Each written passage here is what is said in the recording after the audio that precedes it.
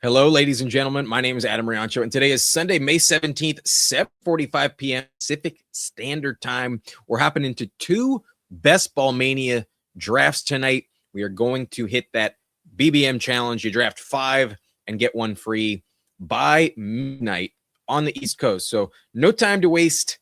Let us begin. We're going to hop in very shortly. Typically, these BBMs take a little bit longer to fill, so I'm not going to give you a countdown tonight. I'm just going to hop in. Hopefully no location error. That's a good vibe. 5 spots left. If you want the smoke, come and get it. Speaking of smoke, I'm actively packing a bowl as I speak, and hopefully we will be drafting very shortly. At the very least, I will hop into my second one before 11:59 p.m. Pacific Standard Time. I want my free BBM draft. That is definitely what I plan to do. But let's say hello to the chat. We got Pepper Tony in here. Fimpst, as always, thank you for hopping in.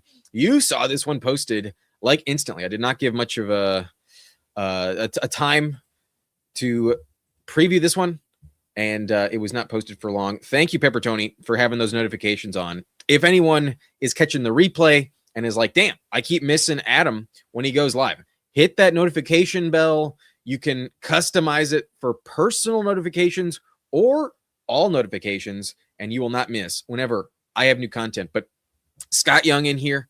Welcome, my man. Good evening to you as well. I hope you had a lovely weekend. Sunday is coming to a close, and I hope you all are all doing well. Bayou Bengal also in here. Hello, my friend. Appreciate you joining us. Check out Bayou Bengal FN. Has a dope fantasy YouTube channel. Awesome graphics, really cool guy. We had some good teams when we drafted together. We both agree the Saints are winning that division. Saints, a coveted offense. If you ask me, I think they will be taking a leap in year 2. But back to this draft. Speaking of where we are, the draft is underway. We have pick 11, and hopefully we get some good values. There's a player I'm really, really hoping does make it back to me. I think so far the ADP is going to take a while to adjust on this player, and I will tell you this. If he's there, I'll let you know exactly who it is. I'm not going to say it in advance. If you have been paying attention, maybe you know who it is. Probably gave you a little tip yesterday, but I'll point it out vehemently if he's there. But M. Stockton is 2 picks in front of me, so I'm not going to say it. He has pick 9. Good luck, Stockton. Wishing you the best. Otherwise, I think I may have drafted with Johnny Bravo at pick 12. Johnny Bravo SD. Maybe not. I'm not totally sure. Otherwise, can't say I recognize too many of y'all. So if you are lurking, let me know. Reveal yourself, sir. Reveal yourself. Or woman. Sir or madam. Whoever's in here, let me know. But at least recognize Stockton. And best of luck to you, my man. Best of luck. But Pepper Tony wants me to select Achan at ADP. I'm going to let you know now, man. I'm not going to do that. I'm not interested. Damn it.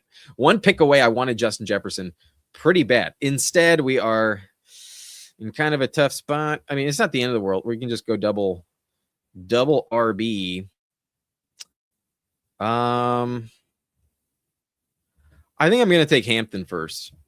Genuinely, this is just how I feel about it. I think Hampton is a phenomenal smash pick. You want the Mike McDaniel running back. You want that backfield. You want the Chargers offense. So an excuse to do that, I will take it. And unfortunately, I have a shit ton of teams dating back to the pre-draft schedule with both Omarion Hampton and James Cook. And while I think they're both going to crush, I have a lot of teams with a dual week 7 bye with my first 2 picks. But we go Hampton. We're going to pivot.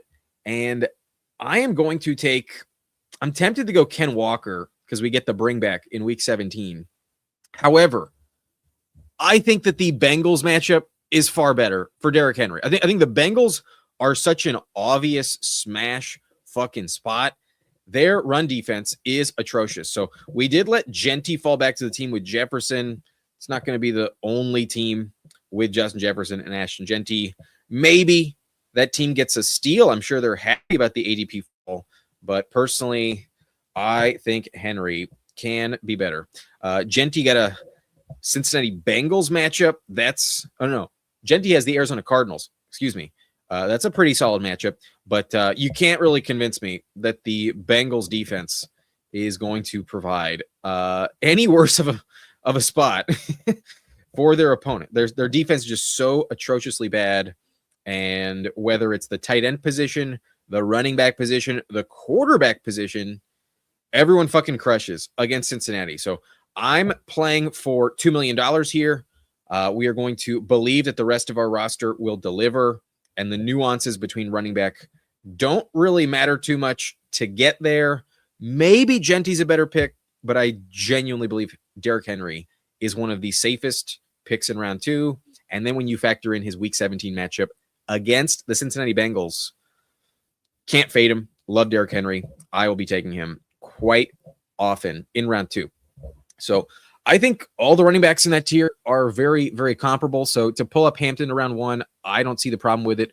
Some of y'all do. Some people let Hampton fall to like pick 20, pick 21. I've seen him go, I think, as late as 22. Never have I started off with Gibbs at pick 2 and gotten Hampton back, but I've seen him get pretty close. And I think you're sleeping on him if you think that's where he should go. I genuinely think he can finish the year as a top 5 running back. That's where I took him 5th running back off the board. And at least in this tier, I don't see a lower floor than anyone else. I think the outcomes are relatively similar than everyone else. The ceiling, however, I think is very, very high. M. Stockton says, King Henry running over Sexy Dexy week 17 for $2 million. I see it now. I mean, last year it happened. This also might be Henry's final year in the NFL. Possible. I don't think his contract extension goes to next year. Maybe I'm wrong, but given the question, let me find out. Is Derrick Henry in a contract season? No, he is not. He is a free agent in 2028. That is a year after this. He's only 32 years old. He's still very, very spry. He's still a young gun, ultimately. But Pepper Tony says, nope, not this year. That's good. Kyron off the board. And we get a bring back. We get Derrick Henry and T. Higgins. Fuck yeah. Hell to the yes. Now, the Ravens have a good defense. Jesse Minter, excellent defensive mind. And the Ravens do have a solid secondary, but they're going to put a lot more attention on Jamar Chase. That's for sure. And I'm chilling with the T. Higgins. Ravens bring back. Let's go. And so far, our bye weeks are all spread out. Nothing to fear there. Now, Tet has fallen. Tet's pretty interesting. But I will say this. Tet's matchup in the playoffs, not as exciting as Ladd McConkey's. And I'm going to favor Ladd McConkey. Another Charger. Set up the stack. I mean, I heard PPR Tyler mention this. You can't just assume that last year's production is going to repeat. It's ridiculous to assume it'll be the exact same stat line, but the same matchup, not ideal for Tet McMillan. The Carolina Panthers have a bit of a rough playoff schedule. They are versus Cincinnati in week 15. That's pretty solid.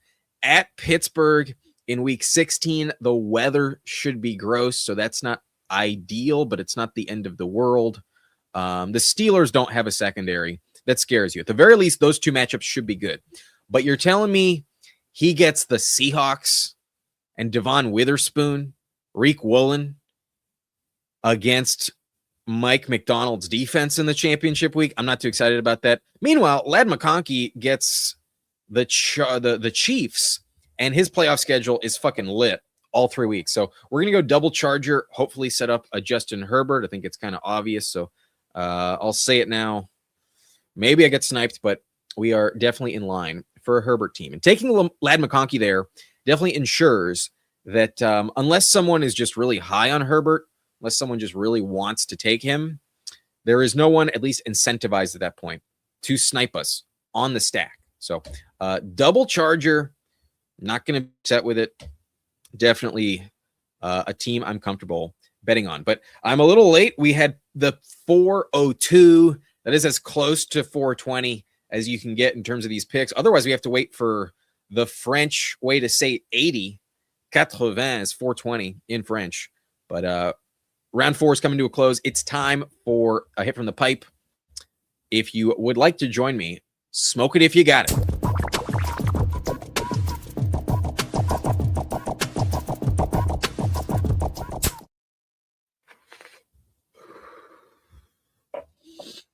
All right, first 4 rounds in the books.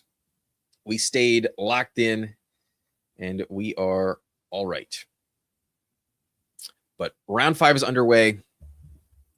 Not going to get Lamar Jackson. There's no way the team with Jefferson and Zay Flowers passes, but Lamar doesn't fall this back. Lamar goes unstacked at pick 51. Good for Chad work at pick 3. He gets that Bengals-Ravens bring back as well. Very fair, very legit. A good click, if you ask me. No matter what your team is, whether you get the bring back or not, Lamar Jackson is a good selection in the 5th round.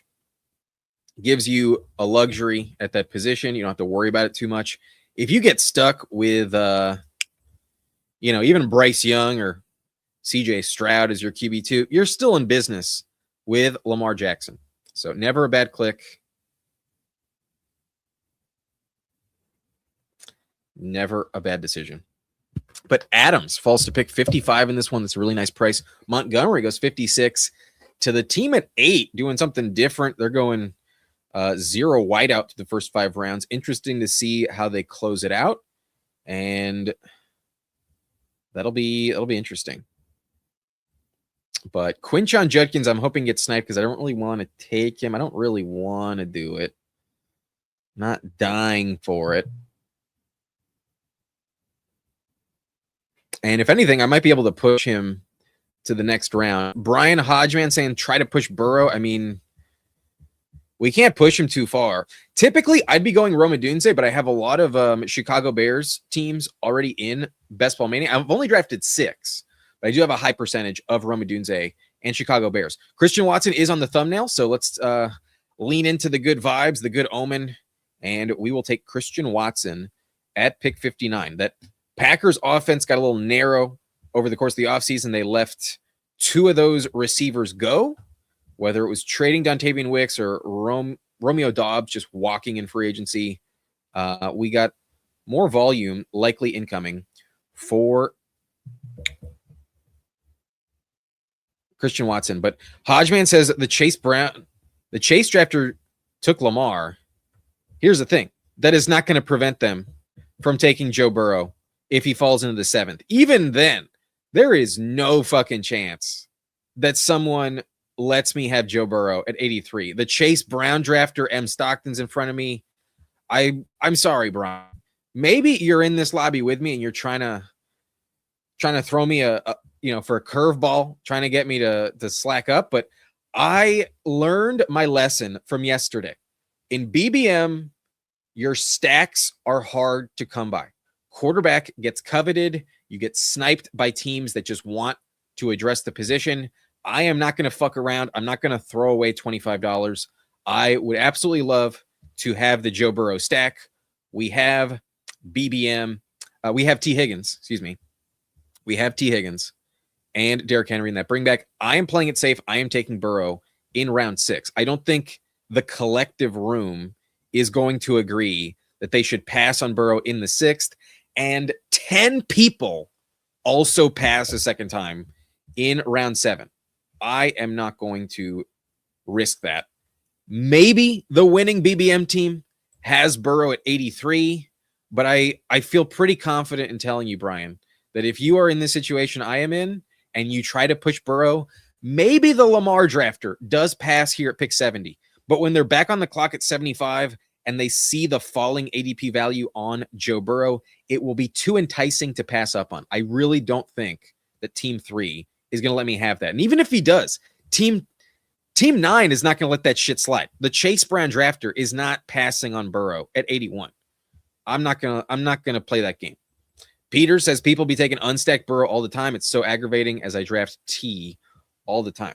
You can push it. You can push it.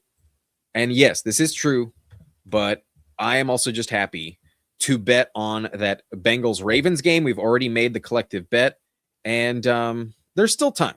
There's still plenty of time. We got 2 running backs, Hampton and Derrick Henry, the old and the young. And then we have 3 receivers, all capable of finishing as a top 5 play any given week. T. Higgins with the stack with Joe Burrow, Ladidi McConkey, and Christian Watson on the thumbnail. The vibes are immaculate so far, and I did not want to be sitting here just hoping and praying, crossing my fingers that we get Burrow 83 and get sniped at pick 82 just because someone is price enforcing, just because someone wants to maintain the integrity of the lobby. But yes, the bring back definitely incentivizes me not fucking around and just taking Burrow at 62. I think that's a fair price on him. I typically view pick 11, pick 2, pick 12, pick 1 as spots where you got to end up reaching on someone with one of those picks. You have to wait 20 fucking spots. I maybe you'll see somebody else do it on stream. Maybe they'll get away with it and it'll be an amazing clip, but I'm not going to provide the snipe alternative. Not today. But I respect the strategy. I respect the idea. It does cross my mind sometimes, but I don't really love that many picks in the 6th round. I think there's a lot of landmines. And while I probably would have gone Tyson or Brian Thomas, like, I just don't know if that's really ultimately that valuable for me in this situation. Not convinced. So we don't fuck around, and I'm not going to fuck around again. I'm taking Justin Herbert here. We got the Hampton and Ladd McConkey stack. And with this quarterback and, this quarterback duo paired up with the stacks, I can stop here if I want. If you told me I finish a team in BBM with just Joe Burrow and Justin Herbert, that could feel fine. 2 MVP candidates might be going for the stat sheet and the record books when it's all said and done. Interesting that Jaden Reed gets taken. I kind of wanted to take Jaden Reed, not going to lie. But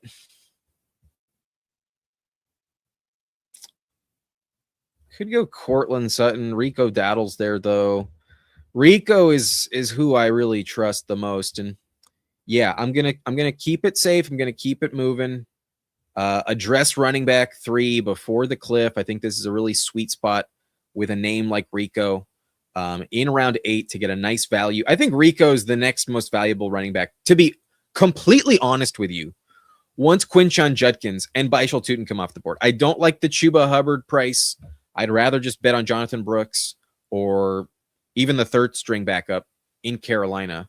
I just don't think he's going to deliver. The argument for Chuba is volume, and I just don't trust that it will be maintained all season long. Jalen Warren, I think, will lose the job to Rico Daddle, so I'm definitely favoring Rico. Pollard probably starts off the year with more value than Rico, but by the end of the year, I could see him break down. He is 29 years old, and I thought he could have some injury risk the last year. I've been fading Tony Pollard for a couple years now, so I'm happily Rico over Pollard, but it is close. I think those are the 2 that I think are closest. Ramondre, I'm so invested in Travion. I'm still a hater on Ramondre, but he's probably a fine click if you get him in the 8th round. He usually goes in the 7th. And then I've been warming up to Monangai, even RJ Harvey, but I cannot rank them above Rico. You can argue that Rico's the backup, the 2nd running back in that backfield, but I think he's capable of carrying the rock at a much higher rate than Warren. I don't think Warren can ever really eclipse like a 60% snap share. I think that's really pushing it once you go over 50. Warren is good enough to never really lose more than like a 40% snap share. It's rarely going to dip below that. But if you told me Rico quickly gets the RB1 job in Pittsburgh, I wouldn't be shocked at all. And I think he can also contribute in the passing game. I think that's an underrated aspect of Rico Dowdle's game. It's not the main reason I like him.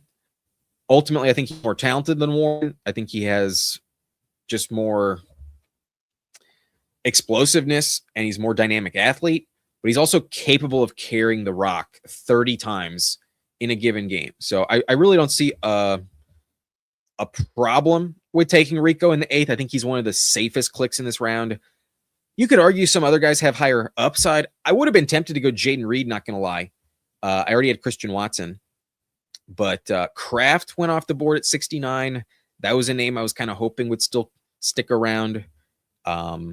He is not, and I'm also not locked in to needing Jordan Love anymore. I don't think I need the third quarterback in this next turn, and I assume that if I want Jordan Love, I got to take him at 107 because the team with Jaden Reed I don't think will fuck around. I think they will be taking him. They don't have a quarterback yet. Johnny Bravo, definitely in the market for Jordan Love. Coming back on the clock, Fannin Falls. That's interesting. Who the fuck does Fannin play in the final week? Cleveland is against Indianapolis. They get the Giants, Ravens, and Colts. Fannin does get sniped.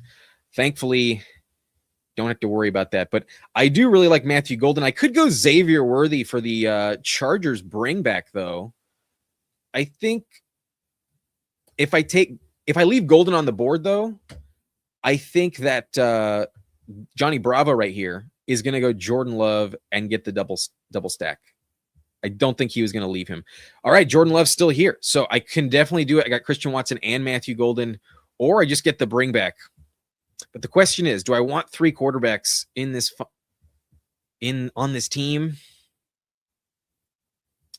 Honestly, I think I do. I think if there's one tournament where I want the third quarterback, it is Best Ball Mania. And this is an interesting lobby. I noticed that the Josh Allen drafter also took Jalen Hurts.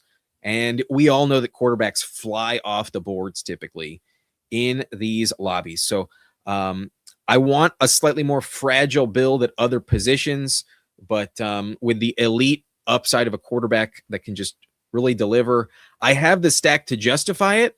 And I kind of put it in Johnny Bravo's hands. Was he going to leave me that Jordan Love stack? And he does. So I'll take him in round 10. I think that the Packers are trying to be a more pass-heavy team this year. And while I'm not in love with their team, to be honest with you, they also get Houston in the final game. That's going to be trash. But I'm trusting, Burrow or Herbert. I think having the trio guarantees that at least at this position, I will be one of the best teams in the lobby. And that, I think, is one of the safest ways to try to advance. We got to finish top 2, and being weak at quarterback, I don't think is the way to go in Best Ball Mania. I really don't. Maybe you thread the needle. Maybe Rodgers is just that fucking good, but I wouldn't bet on it. In Best Ball Mania, I think I want 3 quarterbacks, and I think I want them relatively quickly. But back to the chat. Cash Ear says Rico's a safe third back. Definitely a safe option. EVG says can't spend that much capital spent at quarterback. It is a little much. It is a little tricky, but I think the build I had kind of justified it. We had Christian Watson and Matthew Golden, and I'm not convinced that it's too much.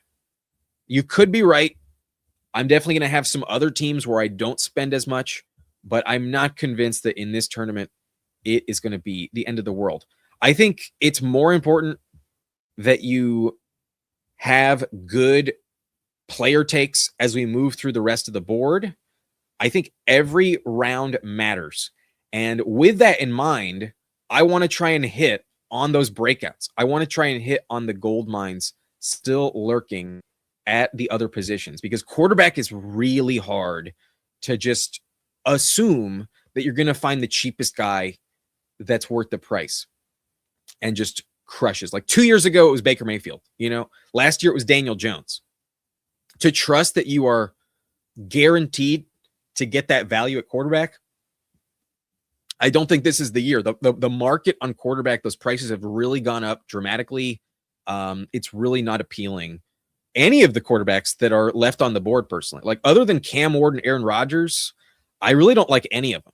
I really hate all quarterback plays once you pass Tyler Shuck, and it seems like Matthew Stafford consistently falls. But this 10th round, I think, is the cutoff point. To have to pull up Daniel Jones at a desperation at 118, gross.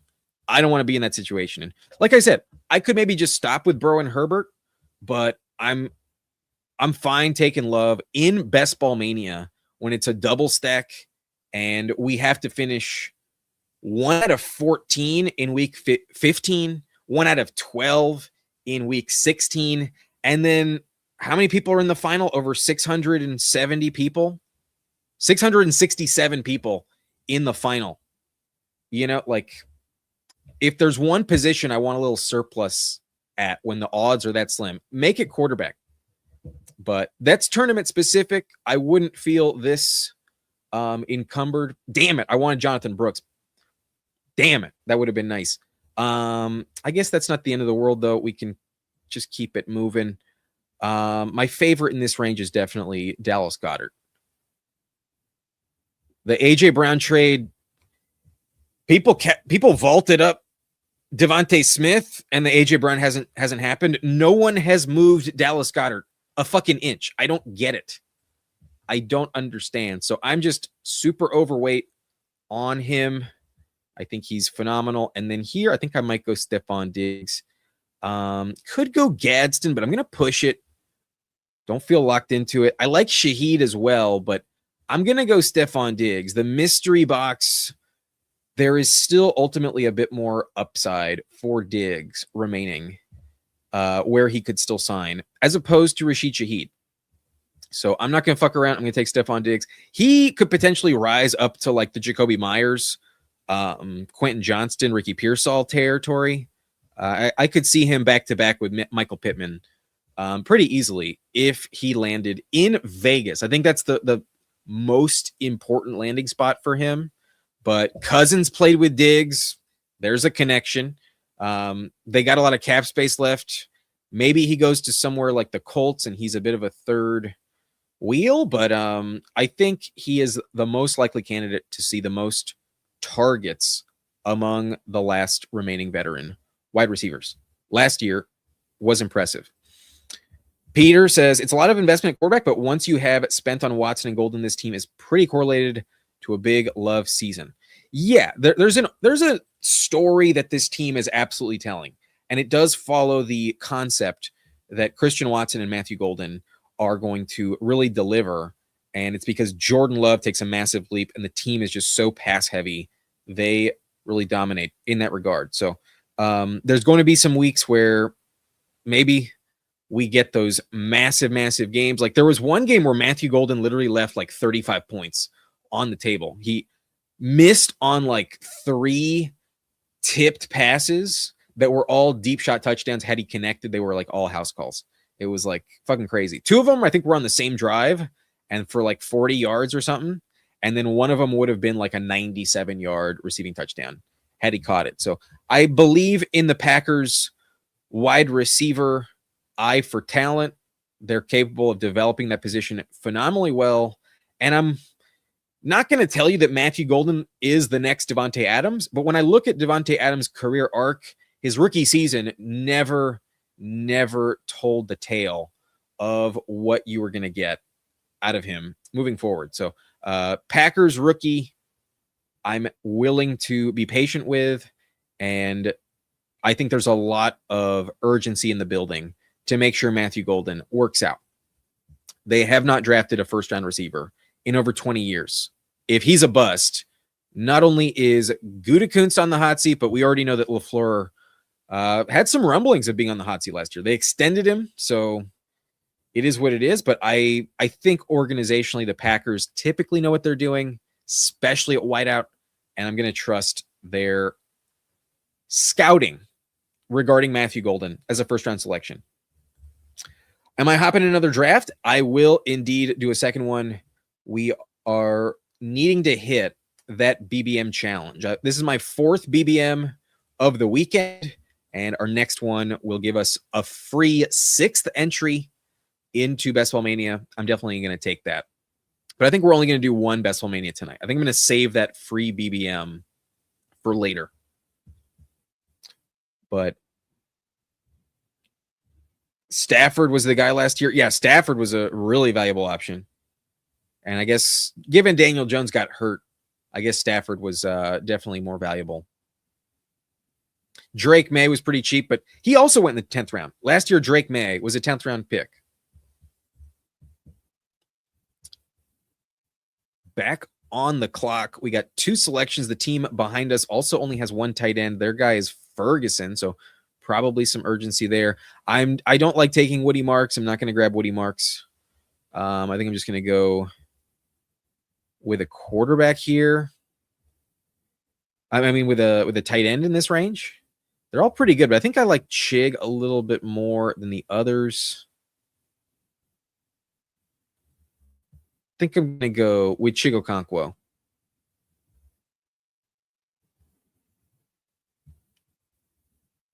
Unstacked, I think, is fine. I like Hunter Henry. I like Juwan Johnson. They're all pretty good, but I think the man who has the highest touchdown potential, I think, is Chig Okonkwo, because there are so few other targets in Washington. All right, back on the clock. It's time for running back now. There's a cliff that's about to hit along this long turn, and I am vehemently Brian Robinson over Woody Marks, 100%. I think with Hampton, Henry, and Rico Dowdle, I'm not really relying on my 4th or 5th running back. I definitely want to get back at that position, but I think B-Rob can contribute on a weekly basis with some touchdown production. Not a ton, but I don't think he'll be irrelevant. Bijan still has to take a breather every now and then. And typically, Kevin Stefanski's backfield is always pretty valuable, not just for one player. So especially with the contingent upside if Bijan ever misses time, Brian is a player I trust, and I think he will contribute. Maybe not as much as Algier last year in the same, but not drastically less in this offense. It's still a run-first team, and you can be hopeful about Jahan Dotson, Olamide Zaccheaus, or the rookie Zachariah Branch. But ultimately, the Falcons don't have a third wide receiver, just receiving weapon to stay on the field and demand so much usage. That volume is just going to go to the backup running back. I think the offense is not going to inherently change too much from their 1-2 punch approach at running back. I think Brian Robinson will contribute. So, love the Stefanski backfield if he ever gets the job. And then Bijan's handcuff has been pretty valuable. First 3 years.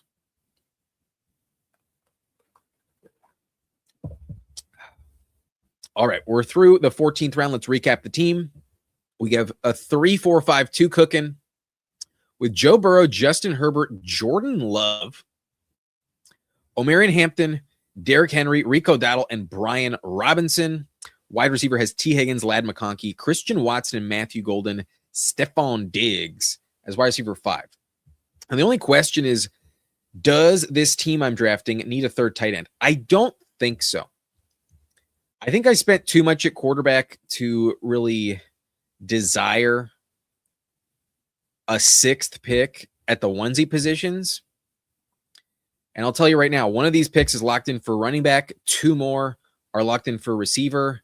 And I could argue I need that 8th wideout on this team. T. Higgins is nice, but as my wide receiver 1, there are some games where I think he's going to just not really contribute. T. Higgins has some injury problems.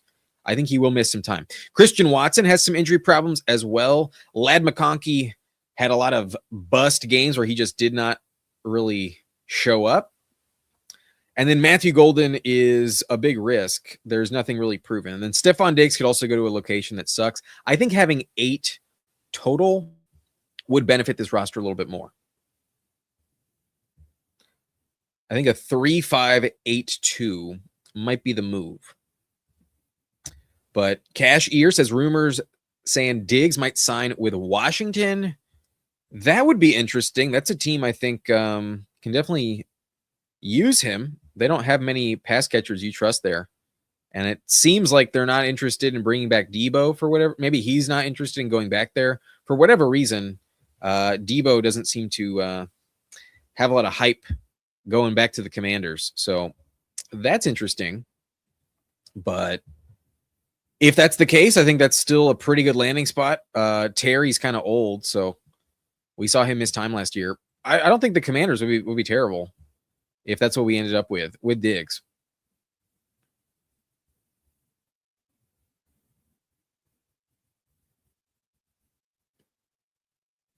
Gunnar Helm off the board. Ridley's still falling, but I got Trey Harris here. I think I'm going to go Trey Harris first. That's a stack that I want, and I don't think I'm going to fuck around. Not going to take the chance, but I don't get it. Give me Trey Harris stacked up with Justin Herbert. I do want to bet on the year 2 breakout for Trey Harris. I like him a lot, and I think he'll deliver.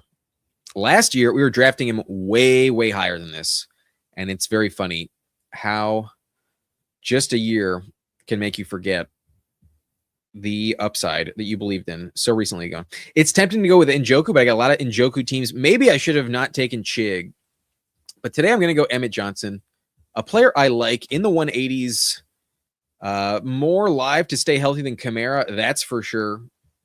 The rookie, I think, is talented enough to where if he does get the job, he will pop in the Andy Reid system. And then there's also a scenario where he is also more involved than we think alongside Ken Walker. Walker is historically, always been in a committee backfield in the NFL. In college, that was not the case. So I'm not going to guarantee you that Emmett Johnson has like a 35% work share this season or higher, but I am not the most convinced that the Zach Charbonnet role on the goal line that has always played Ken Walker will not be a factor for someone like Emmett Johnson in Kansas City. So that's my 5th running back. I'm stopping at the position. We started with 2 in the first 2 rounds, so definitely a lot of draft capital betting that these 2 guys are the ones I need. And then we mentioned it, Rico Dowdle is one of the safest 3rd running backs that you can take. Very valuable asset to have. If he does hit the lineup, then we are in business. Rich says Stafford went like 15th, 16th round. Yeah, it's pretty late. This year has to be Geno for late picks, also Fernando. I could see Mendoza, but the name I'm throwing out there is Aaron Rodgers. I think Rodgers is the guy you would want. A Robert Saleh revenge game in week 17, that'll be kind of interesting. And that defense, despite some good coaching, is not that talented ultimately. A lot of holes on the Titans defense. So I like his week 17 matchup. It's a little tricky. Weeks 15 and 16, Pittsburgh is playing Baltimore. That's a tough defense at home versus Carolina, also at home. So weather could be a factor. Carolina has an underrated defense, definitely underrated. So I think in the Mike McCarthy system, Rodgers going to fit right in seamlessly. And with Dak at the helm, those offenses were top 5 consistently. I think the Steelers are very live to win their division again. Now, obviously, the smart money is going to go on Baltimore, but first-time head coach Jesse Minter, Lamar with some injury consistencies. The Bengals never fucking deliver. So the Steelers are running it back. They won the division last year. I'm not convinced that the Steelers are going to fall off. If anything, I think their offense might take a leap. Their defense, though, probably not going to be as good, especially if they trade TJ Watt. I think they should try to do that. Try and shop TJ Watt. But Rodgers went 183 in this one, round 16. That's the spot. His floor is the most appealing aspect of it. Definitely a high floor. And I think there are some instances where he can throw for like 4+ touchdowns. He did that against the Jets last year. That was definitely an easy spot, but he also did it against the Bengals, and he delivered. He looked really good in those last 2 games to seal the playoff win without DK Metcalf. Metcalf's coming back. They got Pittman. They drafted Jeremy, and then the offensive system is going to be way, way smarter given what they have. But shit, I might just lean on my boy. I really like Torrey Horton historically. But first, I'm going to take Elijah Surratt, actually. I'm going to take another Baltimore Raven. Let's bet on that Bengals game. And then I might go with Torrey Horton. Could also go Brennan Thompson, Andre Yoshivas factoring in, but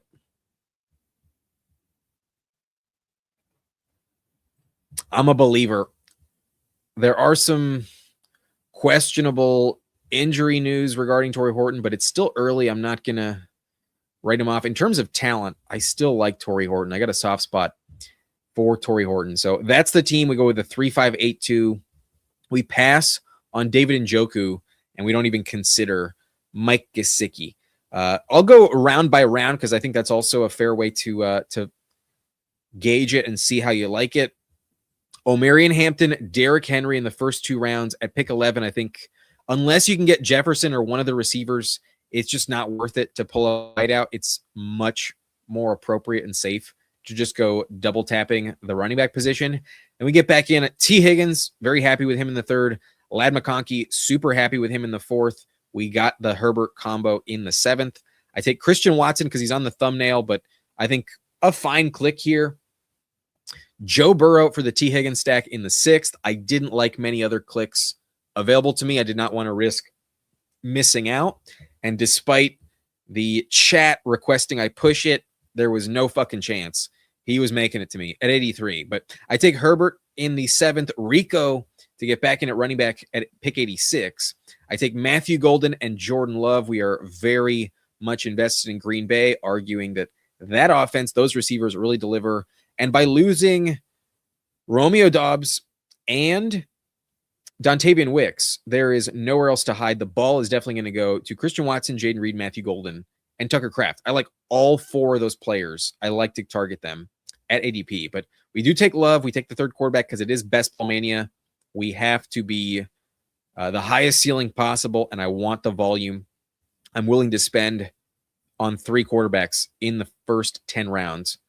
But then Dallas Goedert, I think the most mispriced tight end on the board. Love him. I think round 11 has such good options at tight end. Love Dallas Goedert. Stephon Diggs, mystery box, but I think he will get the most targets left available. And I think there are some spots that could really, really deliver for his upside. Chigo Conko in Washington, some high touchdown production, but maybe I should have passed. Didn't love too many of the options. Like, unless I went just Brian Robinson and Tank Bigsby, just like double tapped running backs with guys I like there. The real value in the draft here, I think, is tight end. I think late round 13 to get someone like Okonkwo, Hunter Henry, Brenton Strange, Juwan Johnson, and maybe you want to lump in Hawkinson there, but I'm not really that much on board with it. I think it's similar to the God value, kind of a sweet spot where it really gets questionable moving forward. So happy to address tight end in that range. We go Brian Robinson, RB4, Trey Harris stacked up, Emmett Johnson for a Week 17 bring back against the Chargers, and then Elijah Surratt for that Cincinnati Ravens bring back as well. I liked Surratt in the pre-draft process. I thought he had a good prospect grade. I thought he was talented enough to really be ready year 1.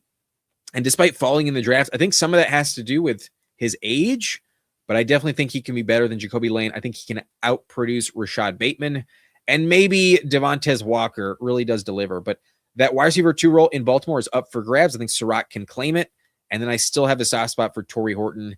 And I did end up passing on Rashid Shaheed in this draft. Shaheed fell to 150, so not the only one to pass on him. I took Diggs over Shaheed. And maybe, just maybe, that Cooper Kupp age breakdown is going to happen this year. Maybe Shaheed is mostly on special teams. Torrey Horton had excellent chemistry in the red zone on deep touchdown passes with Sam Darnold. And similar to a year 2 breakout on Trey Harris, I like both of them last year. And I think down the stretch, while they might not carry me in the beginning of the year, I think if we get an injury in that offense or they just really break out and develop over time, these year 2 players can really, really pop. when it matters most in the fantasy playoffs. So I like the team. Perhaps a little bit of an overspend at quarterback, but I think in these Best Ball Mania lobbies, you want to be a little bit fragile at one position. Today, I think it's the combo of tight end and running back. Like, our running back depth isn't like, supremely elite. I think it's just the talent up top that needs to carry us, and then us getting lucky with injuries for the fourth and fifth to really matter. So running back is a little fragile, but I'm happy with it. And then wide receiver, perhaps not the strongest, but with the 8 options, I think the depth is really worth trusting. And then tight end, we waited late, but I think we got great values. And for the price, those 2 positions, running back and tight end, are a little bit thin, but our quarterback room is fucking awesome. Quarterback is phenomenal on this team. So if you're telling me I have a top 3 quarterback room in this lobby, I think I got a chance. And we drafted running back early enough not to be afraid in the risk. So let me know what you think about this team in the comment section. We're going to review M. Stockton's team, and then we'll draft one more Best Ball Mania. I'll take a rip from the pipe, though. I think we've waited long enough, and I think the draft went well enough for me to have a little reward. So if you would like to smoke with me, if you've been waiting, go ahead and smoke it if you got it. I'll see you on the other side of the drop.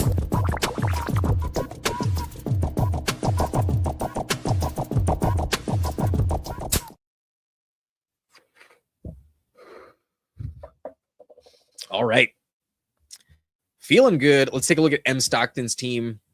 The only other team I'll review, and we'll gauge if I have a shot to advance based on Stockton's team. He also has a 3-5-8-2, so similar approach structurally, but did spend way less capital on the position. Has Jared Goff at pick 105. He waited to the 9th round. He did get Tyler Shuck in the 10th. Love that price. And then if I am drafting a Falcon, Tua Tagovailoa could be the steal of the draft. If Tua keeps the job, which is definitely possible, Tua might be this year's Daniel Jones. Running back has Chase Brown, Baishal Tootin, Kyle Monangai, Rashad White, and Tyrone Tracy. I didn't trust Stockton to pass on Burrow twice, so I just got ahead of him on the Bengals stack. And the running back room can definitely work out, but there is, I think, a really important factor with Kyle Monangai. But the thing about Kyle is he probably only pops if Swift gets hurt.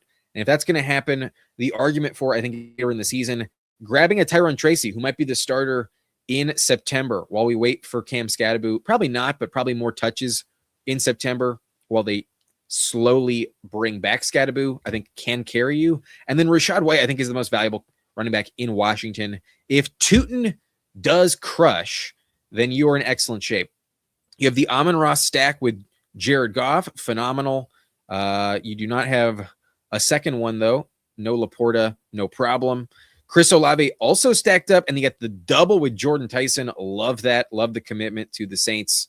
And I do feel like Tyler Shuck is one of the most valuable clicks at the position as well. Love taking Tyler Shuck, especially double stacked. Tedro McMillan, you got at a great falling price, pick 40. I did pass on him twice, and glad you got him, bud. Glad he went to your team. But the receiver depth is still going strong with some rookies. Omar Cooper, the wide receiver 2 in the Jets offense, definitely could pop with Geno in garbage time. That's for sure. Jeremy Bernard in Pittsburgh. You pulled up at 177, so you're a believer. I'm a little surprised that this early in the contest, Jeremy Bernard is rising consistently. I've seen him well above ADP several times now, and I thought he would have fallen given the fact that Rodgers hates rookies. But I guess the reports are good. I don't mind fading DK Metcalf a little bit, so part of that argument is maybe that Jeremy Bernard is better than we think. But my favorite way to attack Pittsburgh is the Michael Pittman selection. Jeremy, though, super talented. Ryan Flournoy, not bad. A little injury dependent, though, kind of contingent upside for the most part, but is talented. And then you also have Zachariah Branch stacked up with Tua, paired with Kyle Pitts. So you did reach on Pitts, but it is ultimately worth it. And you had a very smart approach. You also have Juwan Johnson. Love the Juwan Johnson price in round 14, I think. Yeah, great call. Waiting for Juwan to come back around. I really see no holes in this roster. Player take wise, there are some definite holes I can poke into the argument for every running back other than Chase Brown. But I think ultimately the group of 5 will work. I think you'll get enough points to be A-okay. Wide receiver feels great. Tight end feels good. Quarterback is perfectly correlated. You got a very legit team here. And I wish you luck, Stockton. I hope the 2 of us are at the top of the lobby. But I'm going to ignore everyone else for the sake of vibes, unless there's just something that really stands out to me crazy on the ADP as I skim it. No one really mentioned it in the chat as he went through this, so probably not. Maybe the Harold Fannin price was the most interesting thing that happened. Pick 106. I have taken him at 104 in the past, but that was a puppy. This is a BBM. I'm not surprised. The Browns, probably a team to fade. The team with Judkins went double Cleveland. Pretty good price. Did not even bother on taking a Cleveland quarterback. Just went Rodgers instead at 183. Gotta love it. From assistant Kamish at pick 10. Honestly, his team looks pretty good. Jefferson, Genty, Kyron, Flowers, Quinshon, Brian Thomas, Tila and Dak Prescott, Fannin at 106, Worthy, Jonathan Brooks. He did snipe me on Brooks. That was pretty sweet. Travis Hunter, Brenton Strange, double stacked.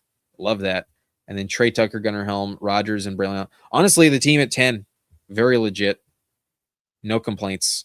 Sharp drafters in this one. Good luck, everyone. Hopefully, I come out on top. But I'm going to do it. We're hopping into Best Ball Mania. Let me catch up with the chat real quick.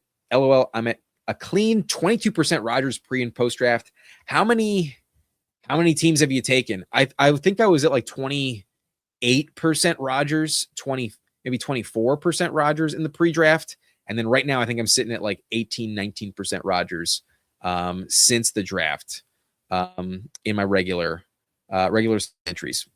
I've done 41 drafts. This will be my 42nd draft. Yo, fucking perfect. Draft number 42. That's got to be a good omen. So speaking of that, I'll give you a 4-second countdown. We're hopping into BBM 7 in 4, 3, 2, 1. Let's go. 10 spots left. This one might have a bunch of people in it, but that's the thing about the BBM. Sometimes if you're watching, you don't really want to spend your money to hop in. But this one is that 5th one I needed. I think I just claimed my free BBM in the BBM challenge. And I have noticed this screen locks quite often. It does freeze. There's now 7 spots left. Sweet. All right. Peter says, is that just the Workaholics cut? I'm not sure.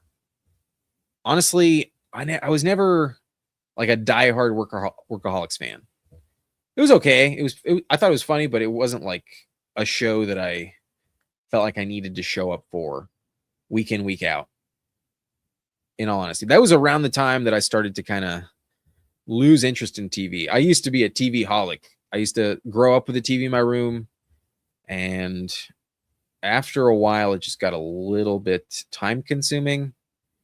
And I feel like, honestly, the only reason I have any cable subscription is like for live TV is for live sports. Other than the NFL, I can't really justify it. I don't watch enough basketball. I could go without basketball, honestly. The game has kind of devolved into something I just don't really enjoy anymore. I just don't like the NBA product at this point in time. But the NBA is far more exciting when you're a child, so maybe the nostalgia factors in. I think when Kobe suffered the tragedy, when Kobe's helicopter went down, that was really brutal. I think that's probably when I started to fade my interest the most in basketball. 2 spots left. This one is slowly filling, but still waiting on 2. Rich says Tua is 1 concussion away from retirement. No thanks.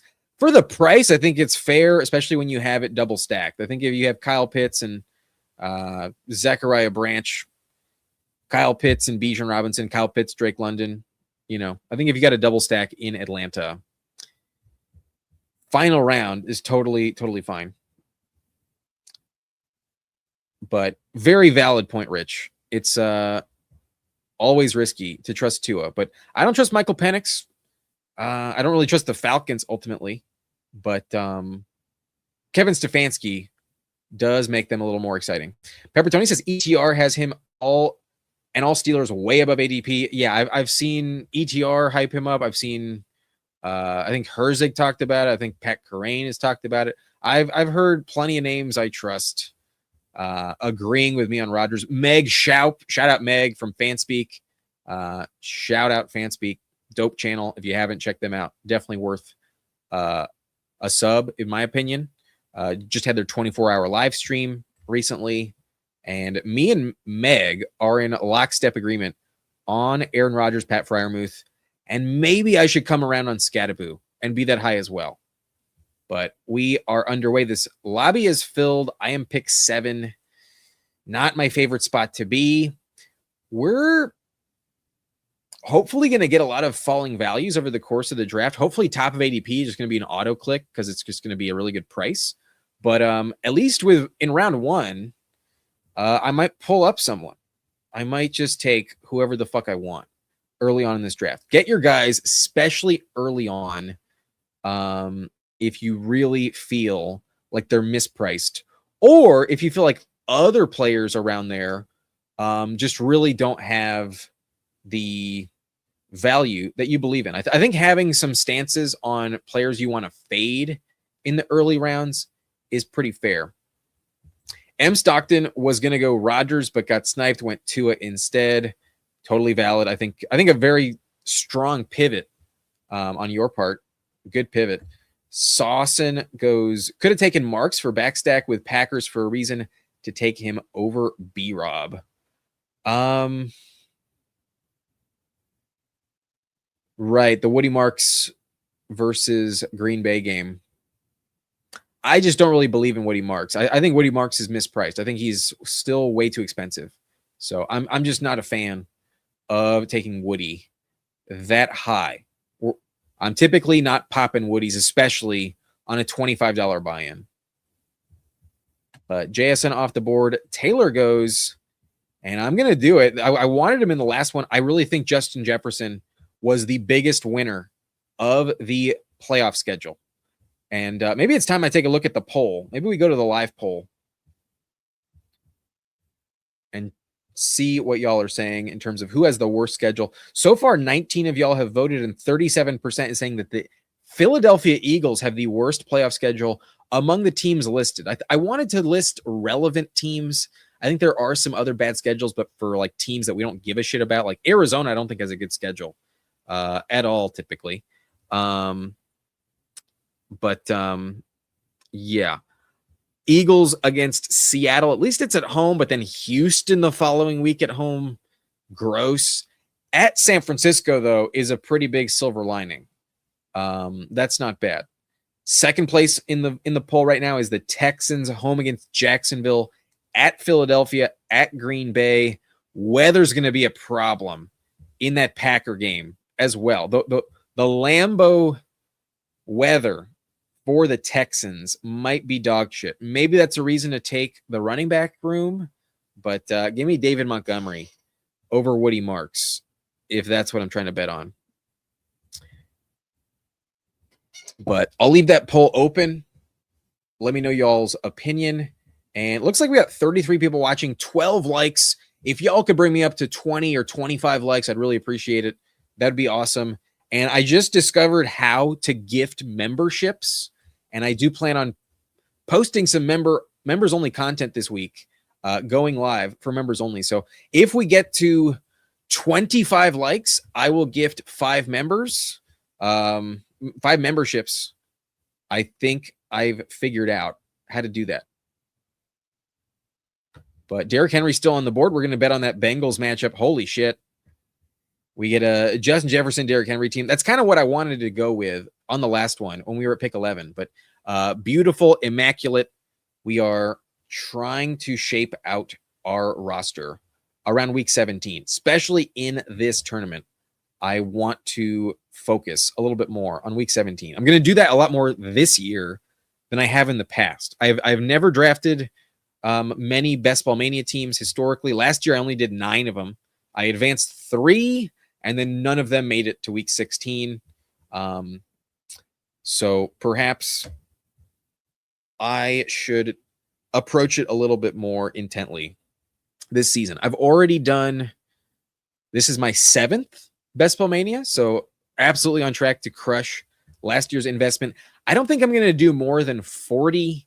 I don't think from like just a thought process, I don't want to do more than like $1,000 invested in Best Ball Mania, because even if I maxed the contest and made the final and got all my money back, that feels like a huge risk to put down $37.50. Like, all respect to you if you have the bankroll to max this contest.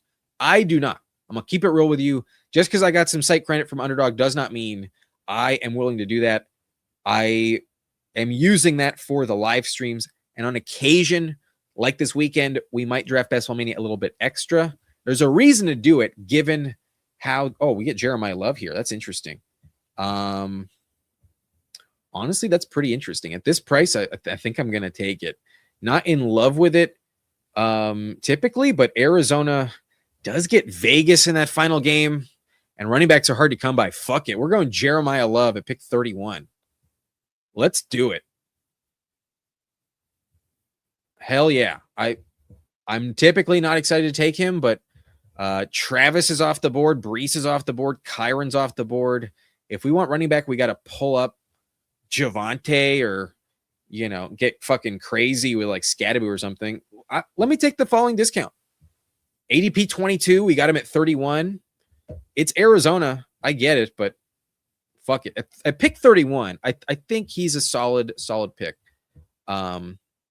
Not going to be too upset with a Jefferson, Derrick Henry, Jeremiah Love combo.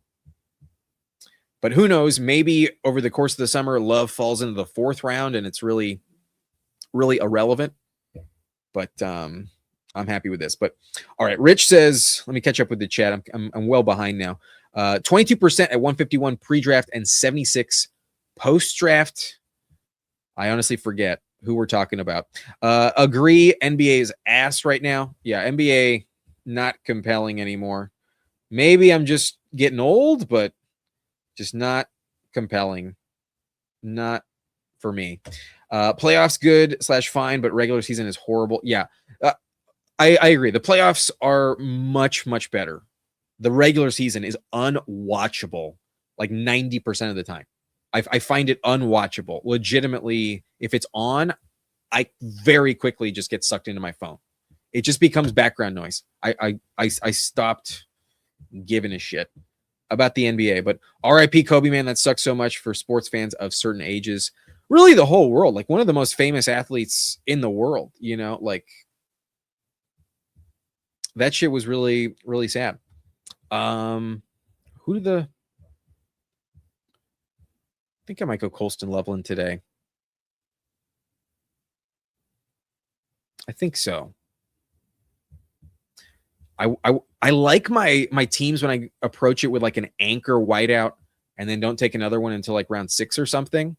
So let's go elite at tight end. And honestly, I'm starting to come around that Colston Loveland is just this year's George Kittle. Like, that's kind of how I see it. And last year, I was all in on George Kittle anywhere in the 4th. I think Loveland ultimately could just be a 3rd round pick.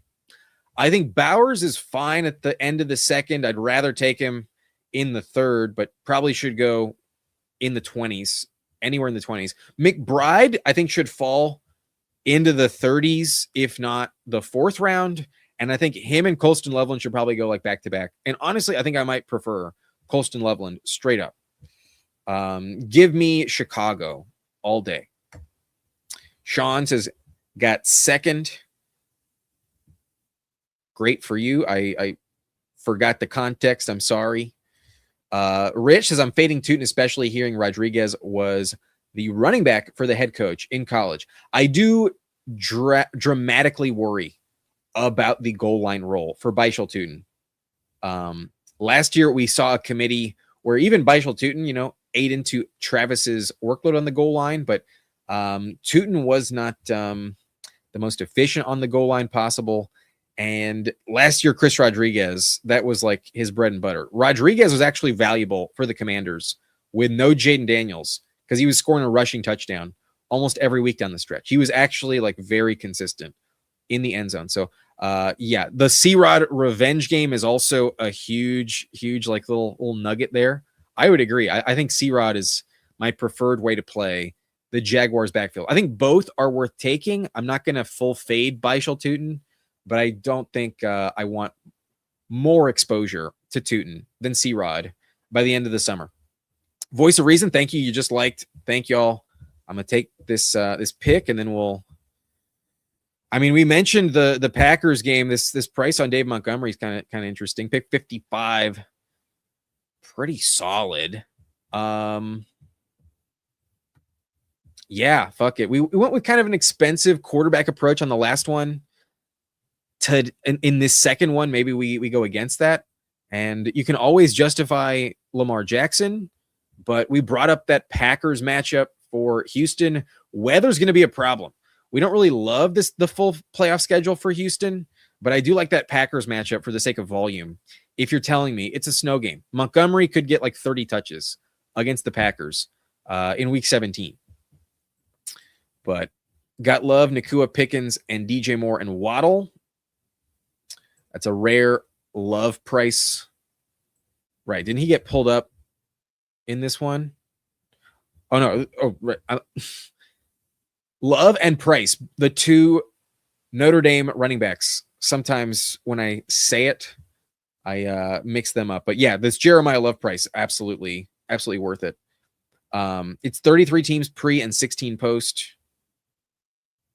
Okay, so a 22% clip at like 50%.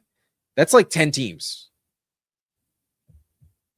Not bad. 10 out of 50 with Aaron Rodgers, not bad at all. Yeah, that's the only like kind of benefit about being right in the middle. You can get some really different combinations sometimes. But I guess in theory, you could draft this team, at like pick 4 perhaps easily if you just pull up Jefferson, but no one's ever doing that. So, this team is relatively unique, and I do think the Henry price will continue to rise. To get him at 18, I think is a steal.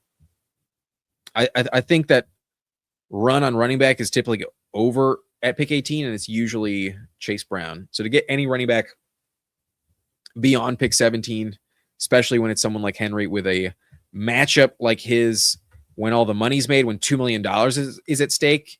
Yeah, Henry against the Bengals. I'll take that all day. All right, I should probably get back in at receiver. Would have loved Carnell Tate. I don't mind Jordan Tyson. Brian Thomas kind of tempting, but I think I'm going to go Jordan Tyson. There is a world where he is going to overtake Chris Olave. I wouldn't put much money on it, but it's possible. Olave also has a lot of concussion issues. They took Tyson super fucking high, and I do really like the Kellen Moore offense this year. So I'm going to go Jordan Tyson. Their defense I don't think is good enough to prevent a lot of shootouts, but their offense I think can really deliver. And the fact they got the Detroit Lions week 1, they're going to put on a show. The Lions game is going to be really exciting. I think the NFL is very aware that the Saints with Kellen Moore can really look good. So I'm going to go Jordan Tyson here. A little tough to pass on Brian Thomas, especially with my bet against Jiri regarding Brian Thomas, Parker Washington, but BTJ falls to pick 72, and I just didn't really want to lock myself into that Jaguar stack, potentially. Let me check the poll. The Jaguars get the Texans in week 15. Yeah, it's listed on the poll, on part of the poll. But let me remind myself their full schedule. The Jaguars are at Houston, at Dallas is a good matchup, and then versus Washington at home. That's not bad. That Texans game sucks, though. So if you're telling me BTJ is my wide receiver 2 in the fantasy playoffs, and he gets Houston week 15, not going to expect him to stay on the field. I can't go Tucker Kraft here. I have Colston Loveland, but I can go Jaden Reed. Packers are against Houston, though, in that final game. Maybe I just take Jordan Addison and move on with my day. I'm actually going to go Chris Godwin. I'm actually going to pull up Chris Godwin. And in this range of the draft, I feel like I'm kind of locked into wide receiver in one of these next 2 rounds. And I don't really see much of a difference in the super flat tier between someone like Chris Godwin, Addison, and potentially Jaden Reed. Reed is a bit more of a spike week guy, but I think the floor is a little bit more valuable to the structure I have created. And I'm very committed to Jefferson. The Juwan Jennings signing makes, oh, wow, this is interesting. Player props at pick 10. Took Allen in the 3rd. They took Lamar in the 5th. They went overkill with Burrow at 63, and then they just sealed their fate as being terrible, not live at all, with the Dak Prescott selection. Their 4th quarterback in 7 rounds? Fuck that. The hell are you doing? But with that in mind, this lobby is about to get fucking tight at quarterback. Holy shit. This could get gruesome really quickly. So got to read the board, got to finish top 2 in this lobby. Got to finish 2 out of 11 at this point. I think Team 10 is legitimately out of the running. It's just too much. Too much. Holy shit. But it's going to drastically weigh the rest of this lobby to where at some point everyone's going to get desperate and there's going to be some good values at other positions. So I'm going to read the room. And I'm going to prioritize quarterback pretty soon, which means I'm going to pass on Addison here wholeheartedly. Had I had BTJ, I think I'd go T-Law. Holy shit.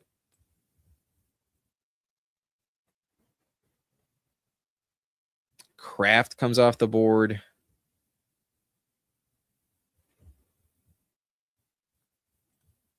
Y'all might think I'm crazy here, but I'm genuinely like worried about the quarterback position. However, there's still kind of a lot of names on. I'm going to risk it, but I might regret this. I'm going to go Jordan Addison. I'm at least going to remove the stacking partner for the Vikings on this side of the board. I think being at pick 7, I'm not going to have to wait too long. I might get away with it, but I might regret it.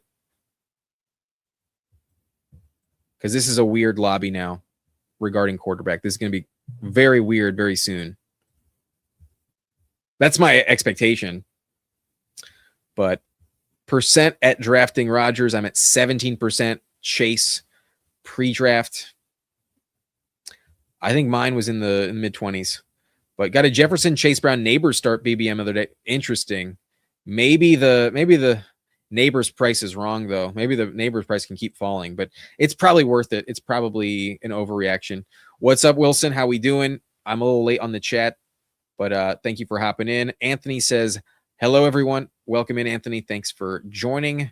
Rich in here. I'm at 24% Chase Rod post. C-Rod, not Chase. Okay. I was like, who the fuck are you talking about? Second in the draft, Echo Seal. Love the info and content. Thanks for letting me know. Thanks for not sniping me there. I'm a little worried about who I passed on, but I actually have multiple stacking options. I'm actually like probably going to be okay unless all 3 of those clicks in front of me are quarterback, but we'll see if I get him. I know exactly what I'm locked into here at 103 though. Ben K says, is Tootin RB1 in Jacksonville or ETN still on the team? No, ETN is with the Saints, my friend. But thank the Lord, I pushed it, and I think it worked out. The thing is, I kind of wanted to take 3, and I kind of wanted to go with Kyler, and then still take 2 quarterbacks. But we'll see what happens here. I think I might get lucky, but if I had to guess, Team 9 probably snipes me on a Tyler Shuck combo. They have Chris Olave, but they do have Caleb Williams, and maybe they feel desperate at another position. I doubt it, but Tyler Shuck goes to Storybook 14, not even close to making it back. They might have regret taking Blake Corum there. Might really regret it. But thank God I got Kyler Murray. Thank the Lord.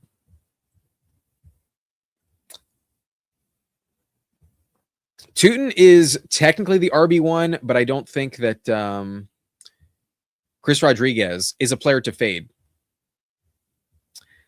BKGJ 2024 says, guide to a good team. Nix, Stroud, Cousins, Love, Manungai, Algier, C-Rod, Singleton, Pacheco, Vidal, Puka, Pickens, DJ Moore, Waddle, Jaden Higgins, and Franklin. Giving us your full team. Best of luck to you, brother. Nix, Stroud, and Cousins. Not that exciting. Not the most compelling quarterback room. Not going to lie. I think it's C-Rod's backfield, says Rich.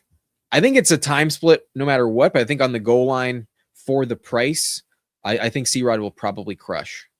Probably really pay off at ADP. But it's possible that having pick 7 is going to be a godsend, but I also might get sniped here. Holy shit. I think I just got bailed out. Wow. That's why I took Godwin, for the potential Baker stack if I got sniped on Tyler Shuck. I'm a bit shocked that this side of the board is willing to push one quarterback. Like the Mahomes drafter right next to me, taking Kelsey at 113. Damn, I would have just taken Baker unstacked. I mean, there's still some quarterbacks left, but I would have. The team with Caleb not getting Tyler Shuck, they're pushing it. The Drake May drafter also risked it with just one quarterback. Bold decisions. I guess there's some guys going later that they can talk themselves into, but damn, I feel very lucky to have taken Godwin, Addison in round 7 and 8 and still gotten Kyler and Baker back. Stacked up perfectly, like I drew it up in a lobby here when there's a team with Allen, Lamar, Burrow, and Dak Prescott. I thought the room would be more urgent at quarterback. So I got lucky as fuck there. And that's a good omen. I'm counting my blessings. That's definitely time to take a rip. 100%.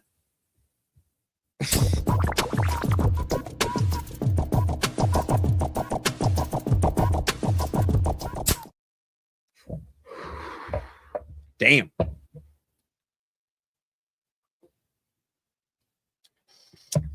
The only way it could have been sweeter is had we gotten Kenny Gainwell at pick 127.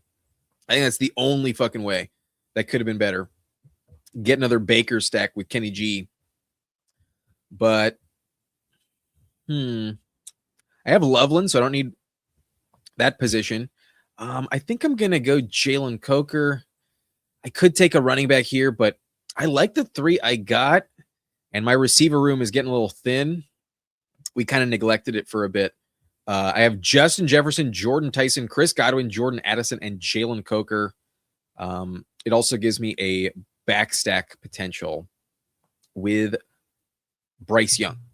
Not in love with Bryce Young, but I'll take him if I get desperate.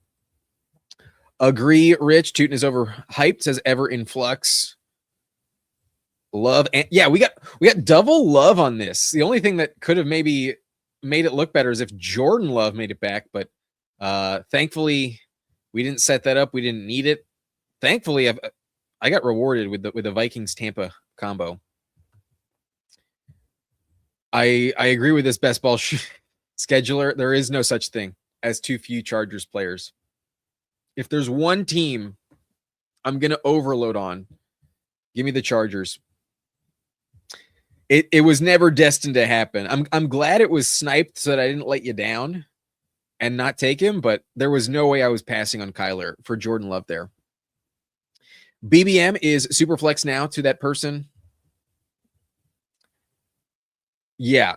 Did they know what they were drafting? Did they know what lobby they entered? My take is maybe not. Some might say we got to have him.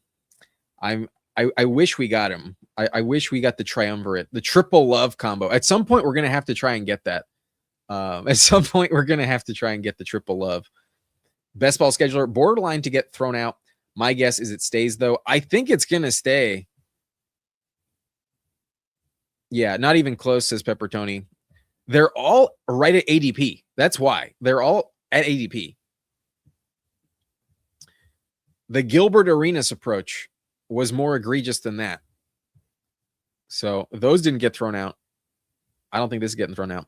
All right, we're back on the clock. Yo. I'm really tempted to go Omar Cooper here for the bring back. The week 17 bring back. Jets, Vikings. I have Colston Loveland, so this is definitely a day to fade these tight ends. Let's go Omar Cooper. The Vikings did have an excellent secondary last year, though. They had a really good defense all around. But might get some garbage time. I have a shootout on our hands. The bring back with Omar Cooper. Solid. But it was tough for me to pass on Goddard there. That's one of the reasons why I don't like drafting Colston Loveland or just taking tight end early in the first place. If you tell me Dallas Goedert is my tight end 1, I don't mind it. I really don't. But we're going to have to get back in at running back soon. I didn't really like the options there. We passed on Aaron Jones, Jordan Mason. I think a little overkill, but maybe should have just done it because the Vikings have such an insane schedule. The Vikings are home against Detroit in week 15. They're home against Washington in week 16. Both of those are dome games in the fantasy playoffs. And then week 17, they're at the New York Jets. Gonna fucking crush. So that's pretty sweet. Jalen McMillan almost made it back. That would have been really nice, but I have invested enough at receiver, maybe not critical to go with. Gadsden might still be there. Damn, that's a good price on Gadsden. But I do need running back pretty desperately. I'm going to go Keaton Mitchell. Yeah, I think that's the move. I invested early in tight end. We have Colston Loveland. I'm only drafting 2. I can wait until K-Dot and pair him up with Baker and feel good about that duo. So that's kind of my approach right now. I'm willing to just keep fading tight end. If there's a click I probably should have made, it's Goddard instead of Omar Cooper, but not the end of the world. We have Colston Loveland at the end of the day. All right.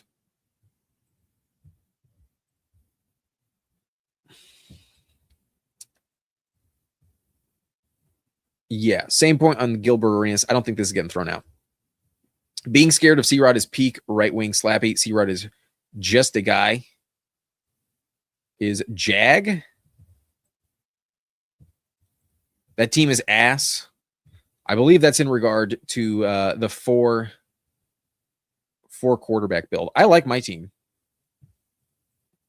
Luckily, Underdog capped the quarterback position to 4. Otherwise, this draft would be uglier than it already is.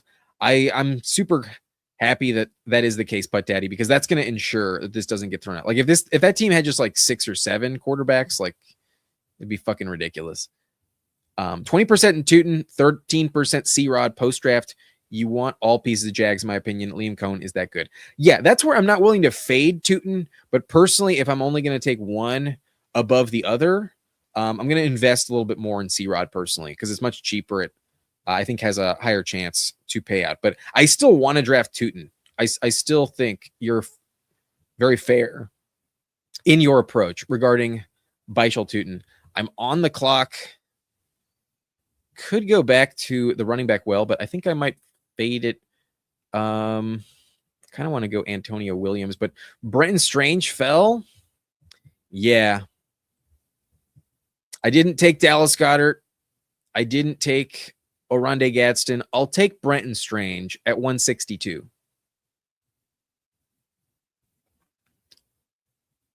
What's up, homie? What's up, Jiri? How we doing? I'm doing well. Hope you're doing great. If y'all haven't checked him out, check out Jiri Football, a contestant in the So You Think You Can Tout contest, a contender. I'm rooting for you, bud. Hoping to have you back on the channel soon. Definitely looking forward to another collab. We've had Jiri on the channel before. We've drafted some awesome teams together on his channel too. Check those out. Make sure you check out Jiri Football. Really dope streamer. Really good content. And he has placed very well in some contests. If I'm not mistaken, I hope I'm quoting you correctly, but I believe Jiri won 17K 2 years ago. Or maybe it was last year. Jiri hit big in one of these contests very recently. Why don't you have any horns on your avatar? I have never taken down a battle royale. I have not earned my horns, good sir. If I earn my horns, I will put them on. But that's the reason, Mr. Castle.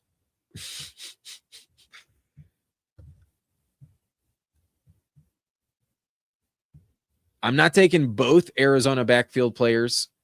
This is definitely a lobby that wants to fade that position. I might go Kamara because I do like Kamara.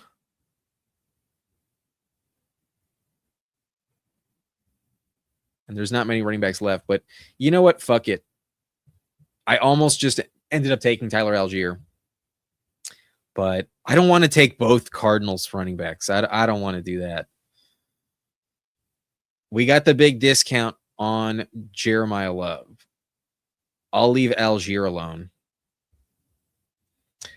When C-Rod played for Cohen at Kentucky, C-Rod never caught the ball. If could be a Warren Gainwell situation. That, I think, is a very legit take. Even in Washington, C-Rod never caught the ball. He is not a PPR asset. If you're playing full PPR, give me Baishal Tutin all day. I would not feel as comfortable with C-Rod in full PPR. But this is half PPR. It's a touchdown prioritization. And goal line, I do still think C-Rod will be involved. He is not going to steal the pass-catching role, though. You are very, very correct about that. Maybe LeQuint, pass-catching specialist, does factor in. If Baishal Tutin never got hurt, that'd be a really interesting third down running back in Jacksonville. LeQuint would be pretty interesting. But yeah, C-Rod is never going to catch passes and threaten him. But what's up, Best Ball Cabal? Cheers to you. Thanks for hopping in.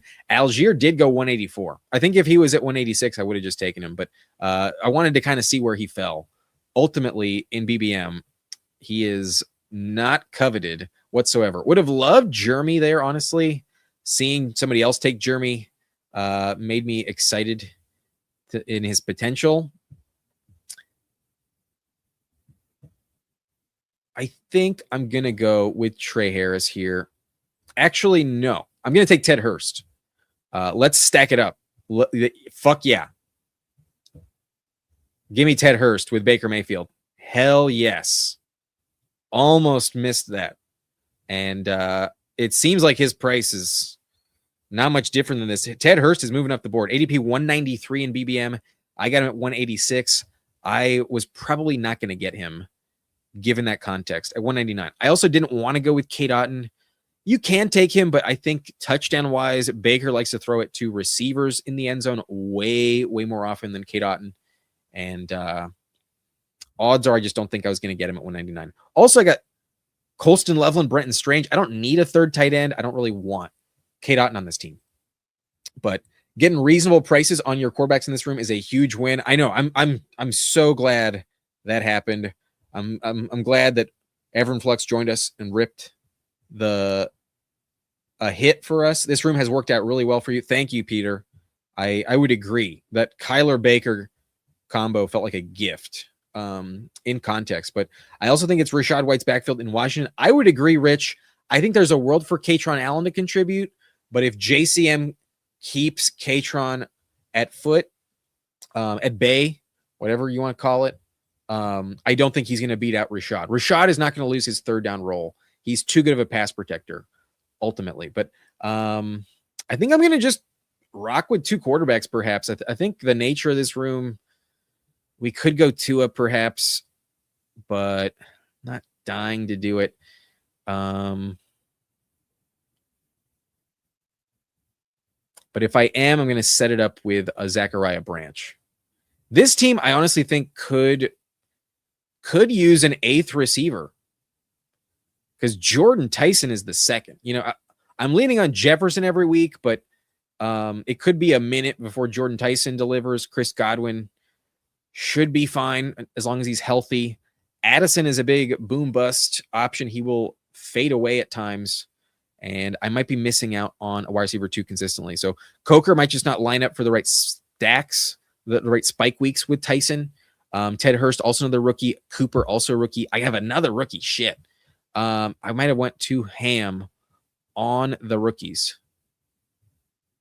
but I don't hate it. Respectively, ADP, I think they're all talented enough to be worthy of the clicks. All in a good situation. All, I think, justified. I don't need another Viking. I got my combos. Running back, I think we hit hard enough early on with Henry, Love, and Montgomery. I'm willing to trust it.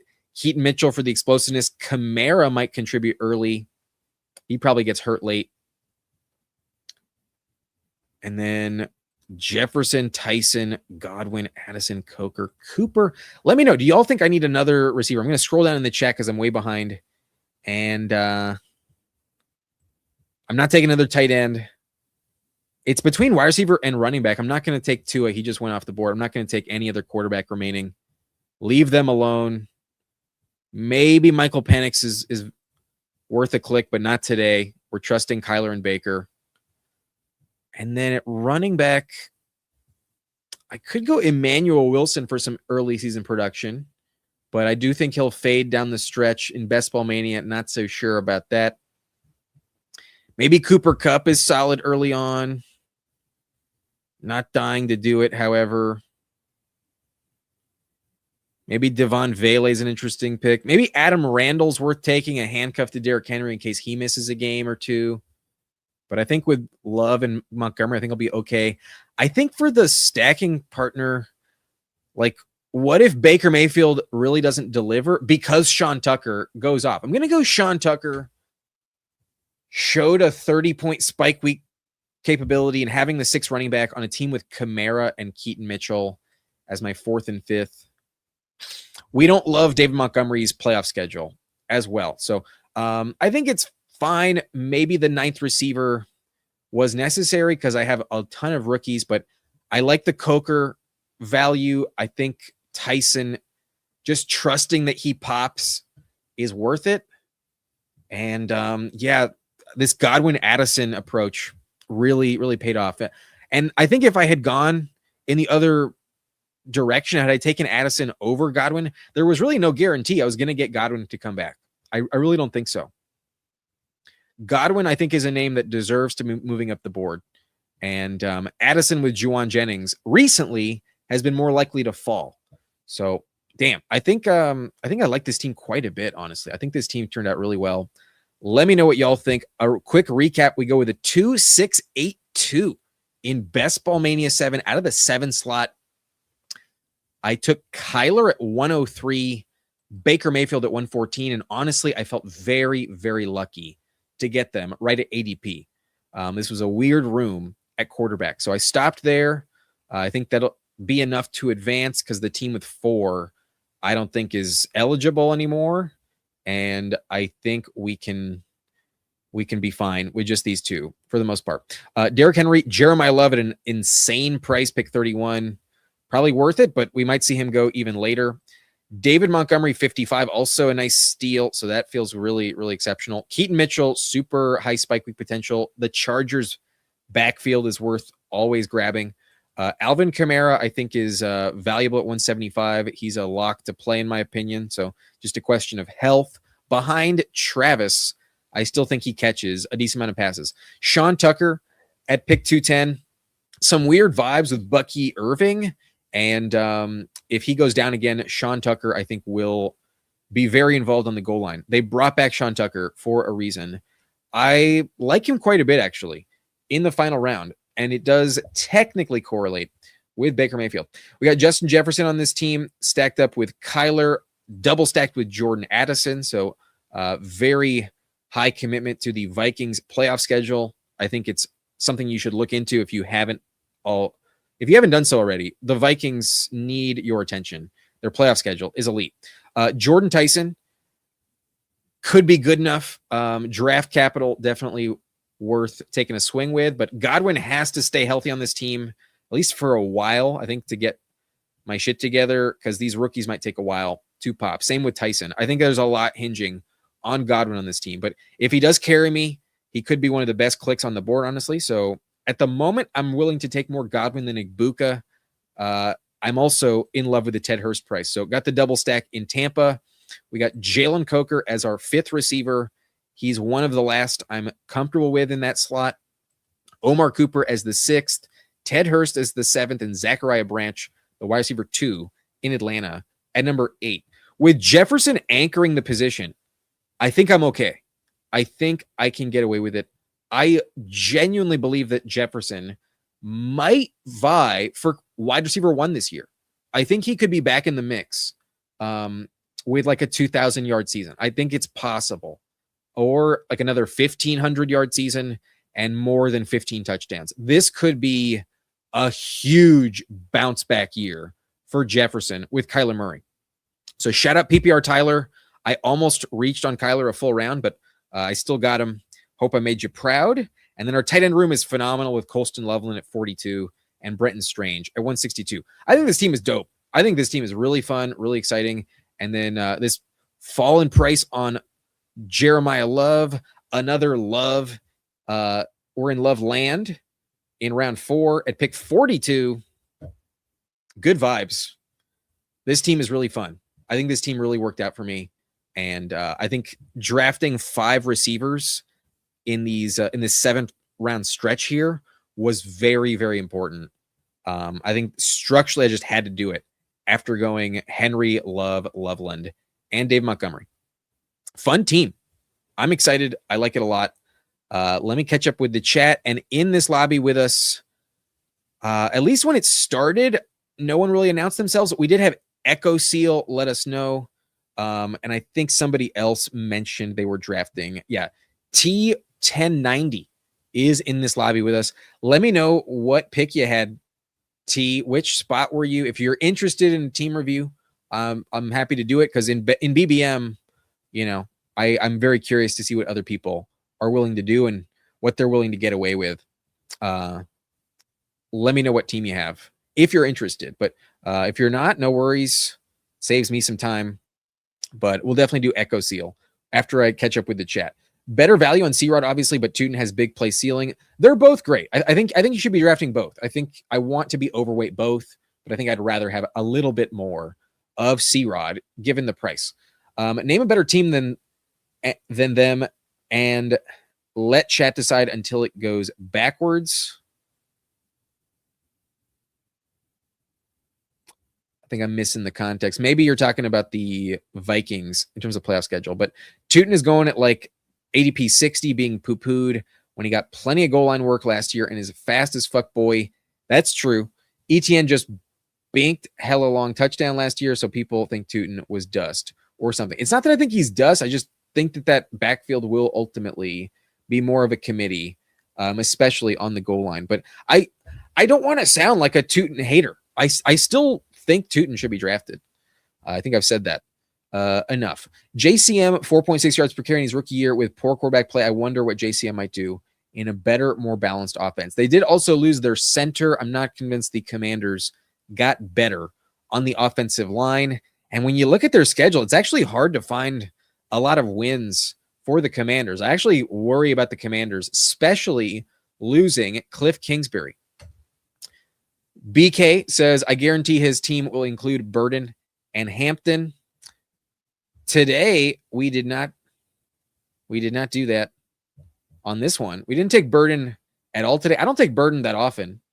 I do take Hampton like crazy, though. We took Hampton on the first one at pick 11. Anthony said, just did a draft with Jiri. Cool dude. Yeah, Jiri's awesome. I highly recommend y'all check out Jiri's channel if you haven't done so. I love Burden. He going to make defense look out of place, and Hampton with Daniels will be fun. I draft him a lot also. Love to hear it, Rich. I am coming around on taking more Burden, but I'm more inclined to go Loveland than Luther Burden. I have more Romadunze and DeAndre Swift among the Chicago offense. Sean says, I think my team will give you a run in this draft. Like your quarterbacks, Baker top 10 this year. Where was Sean drafting? Sean Jeffrey. Can't say I recognize you. You got a different username. Let me know if you want me to know which team you have.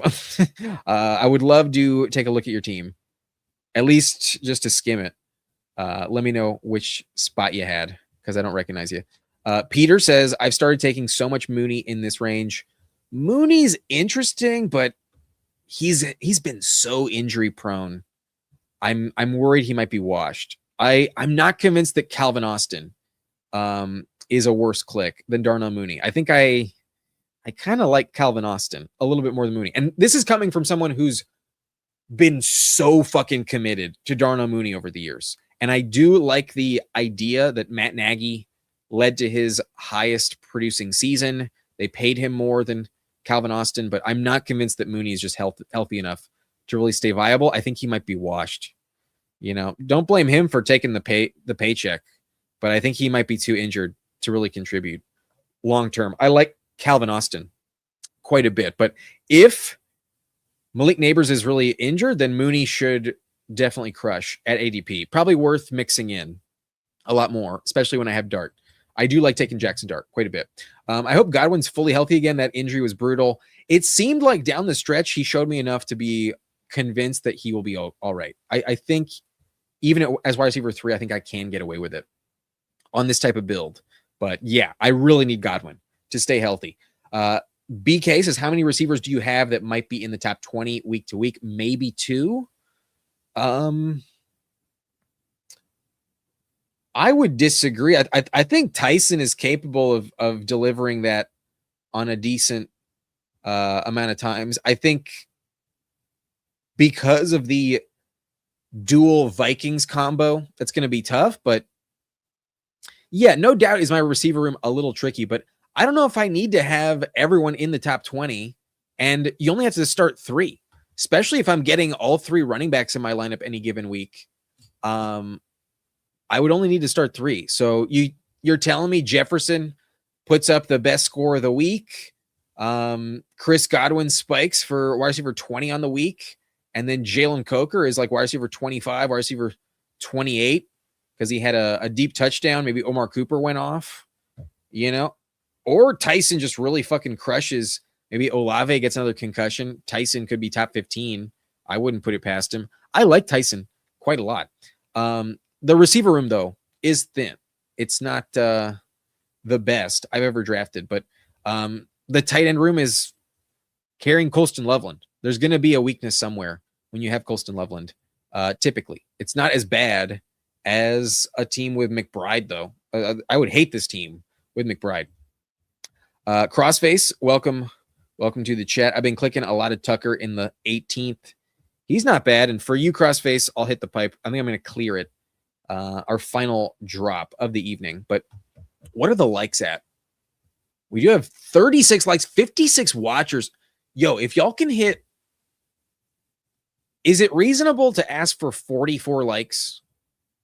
Is that reasonable with 57 people watching? If y'all do 44 likes, we'll draft another one. We'll draft one more if we get to 44 likes by the end of the recap and team reviews. So at least like 5 minutes. If we can get to 44 likes, I promise you, I will do a third draft. All right. I'm going to look away, though, for now. Seems like we're already over 40, so it sounds like it's going to happen. All right. We got Echo Seal. Okay, you're Echo Seal. Gotcha. Definitely planned to do that. We got Minx at pick 1. And then Angus saying almost to 10K subs. Keep it up. Thank you, my man. Really appreciate it. Yeah, y'all have been subscribing at a much higher rate last few weeks. I really, really appreciate all the support, and we are on our way. I do plan to do something special for 10K. I don't want to not deliver, and I'm going to be honest, the idea of a 24-hour live stream scares the living fuck out of me. So I promise we will do something special at 10K. I will reveal it when it happens. Stockton, I just got a Jetta Genti start and it makes my nipples perky. That's a pretty dope start. T was Team Jantara in the last one. Appreciate you. Oh, okay. Was that the first one? Or is that also here? Gotcha. We can check that one out too. But we'll take a look at Echo Seal at pick 2, and then I think that's it. From the tout format, what is my truth serum take? Ooh. Truth serum take. My truth serum take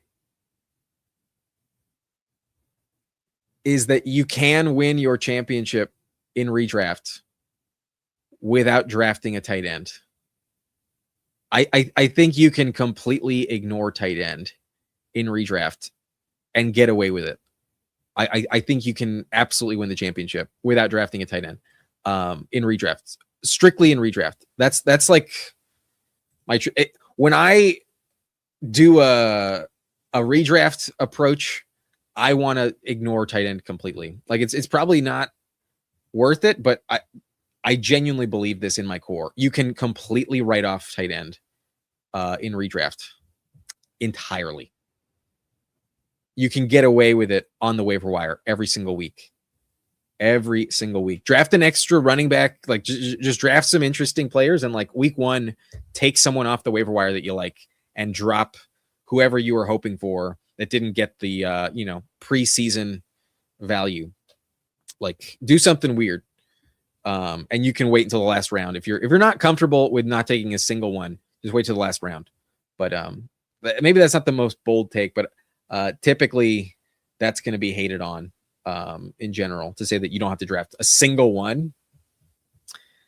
I might do that in the subscriber league this year just to see what we can do.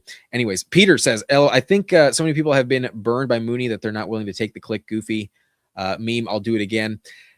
The injuries have been piling up, brother. Good luck. I hope he stays healthy. He's a fun player, but the injuries are too much. And I don't think Dart can sustain multiple players at a high enough rate. I want Isaiah Likely. I want Malik Neighbors and Scadaboo. I'm not convinced you want a third pass catcher in New York. And for the sake of just being like different and making sure he actually plays, I actually talked myself into Calvin Austin a little bit more for the sake of being unique, especially to be unique. No tea time tonight. You owe me an extra. Yeah, we played golf Thursday and Friday. Can you believe that? I had 2 rounds of golf this week. Fucking awesome. Anthony, you're cool too, bro. You both are my 2 favorite drafters with a lot of valuable information. Appreciate that, Anthony. Very much appreciate it. If you haven't done so, I would say Fantasy Football Garage is also pretty fucking cool. Check out Fantasy Football Garage, friend of the channel. Awesome channel. Approaching 1K, and it is a badge of honor to get in as a subscriber on a elite ball-knowing channel like Fantasy Football Garage and any of the channels that we've hyped up, friends of the stream, before the 1K mark. Help Chris the Candyman Fantasy Football Garage get over the 1K hump. Awesome channel. Highly recommend. It says Eagles playoffs is so bad. It's not exciting. The Niners game, if you can make it to the Niners game, that's pretty dope. But it's not looking good to make it there. Fantasy Dog with the number 35 like. What's up, man? Thank you for joining us. Flyfish says Godwin 2024 pre-injury was truly something. Been clicking it with hopes something close to that season returns. That is a very fair point. Godwin was top 3 in points per game before that gruesome injury. No fucking joke. Godwin was elite just 2 years ago. Maybe he can get back to that. Another year removed from injury. I'm willing to roll the dice. I think I'm going to pivot to taking Godwin the most in Tampa until some really bad camp reports come out, but I think he'll be okay. I think for the price, I like Godwin more than Igbuka now. Fantasy dog, absolutely in the house. We got Everett Flex. I feel like the wide receiver room isn't that thin. I think I can get away with it. I think I can get away with it. If my rookie takes actually deliver, I think I'll be all right. Omar Cooper is important to hit, though. As wide receiver 6, I think I'll be all right. As long as you have an anchor like Jefferson, Puka, Jamar, Amon-Ra, JSN, I think you can get away with it with how I approached it. Wish me luck, though. That is the only flaw in this team. Best ball cabal, hit the like button a second time for you. Double the numbers. Appreciate your brother. And damn, the chat fucking ripped. I need to review Echo Seal's team. So I'm sorry for the chat. I got to review Echo Seal's team. He's been waiting, and he definitely has my attention at this point in time. Pick 2, always nice with a 3.582. Goes Bo Nix at 95. Jared Goff, I'm really glad you double tapped quarterback in that range. I think it was absolutely critical. Happy that you read the room. Maybe you heard me point it out, but you probably saw it before I did. It was really obvious. That team with 4 quarterbacks forced your hand, and you wound up really nicely with Sam Darnold, who you did pull up at 122. You were willing to take the third.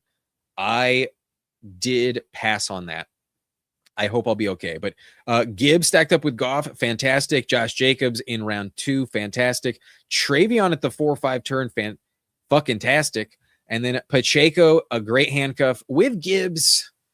Not the most critical, but if you're telling me that Pacheco has the same role as Montgomery, you struck gold. I do like taking Isaiah Pacheco. I've never done it with Gibbs, but honestly, now that I see it, I actually can talk myself into it. I don't hate it that much, but interesting bye week distribution. You have both of the Lions in week 6, and then your other 3 are all in week 11. So one thing to be mindful of at this point in the year, it's easy to forget about that. But at least in week 6, I hope Pacheco doesn't put up a bagel. AJ Brown, DJ Moore, Marvin Harrison, DK Metcalf, pretty solid top 4. I don't take Harrison or Metcalf that often personally, but I understand why they go where they go. They're not terrible. I just don't take them too often. Concepcion and Torrey Horton. So waited quite a while, pulled up Horton. There are some interesting injury concerns regarding Horton you might want to look into. Just a heads up, brother. Horton, I don't think I want to be massively overweight on, but I do still believe in Torrey Horton. I am taking Trey Harris above him personally. You got him at 194, so also great click. And then Elijah Surratt, I think, is also phenomenal in the final round. The receiver room might have been good enough not to need him. But then at tight end, you have Likely and TJ Hawkinson. I think I might have liked the 6th. I think I might have wanted a 3rd tight end, perhaps, because Likely is not the safest floor. Hawkinson, neither. I might have wanted another tight end, but Freiermuth, I think, is great. I think instead of Torrey Horton, I would have taken Freiermuth. And honestly, I think you could have still gotten Torrey Horton a lot of the time at pick 215. Not a lock. Maybe you really don't want to risk that, but that's the only thing I might have done. To wait on Likely as your tight end 1, I typically want a 3rd, but you do have 3 quarterbacks already, so taking 6 of those positions is tough. I think you had a good enough receiver room, though, to where you could have gotten away with it, but that's quite a nitpick, very minute detail. I'm not going to overreact to that. Bo Nix, however, is unstacked. That's a little unfortunate. You did not have Waddle to pair up, so that's fine. You almost got Cortland Sutton at 71. Yeah, can't blame you for anything, really. Torrey Horton is stacked up. I forgot about that. You have Sam Darnold, so never mind. Scratch that. Very legit click. Only other thing that maybe would have been different is like AJ Barner, perhaps. But Brian Robinson pick 170, fucking awesome. Your running back room is great. So yeah, this Echo Seals team is good. Bo Nix unstacked, though, is the only minor thing. And maybe the tight end depth, but not enough to panic. Great room. Love the running backs. And good approach at QB, given the lobby. Okay. Let's hop into another draft. I could do my free BBM that I just earned, but I'm not going to do it tonight when I'm a little tired. Instead, let me check. The likes are at 49. Y'all are fucking awesome. Yo, thank y'all so much. 49 likes. Y'all are fucking great. Really, really appreciate it. 100%. We're doing one more. So spam the chat with what draft you would like. Are we doing a puppy, a field general, or I don't think I want to do the Frenchie right now. I think I have time tomorrow. I'm letting you know I'm not doing my third BBM of the night. I'm not doing my third BBM. I see Everin Flux and Rock Hard Castle want it, but not tonight. Eliminator. I've never done an eliminator yet. That's kind of interesting. The eliminator is fun. At what point do you make money? At what point are you making money in the eliminator? I'm curious to see. I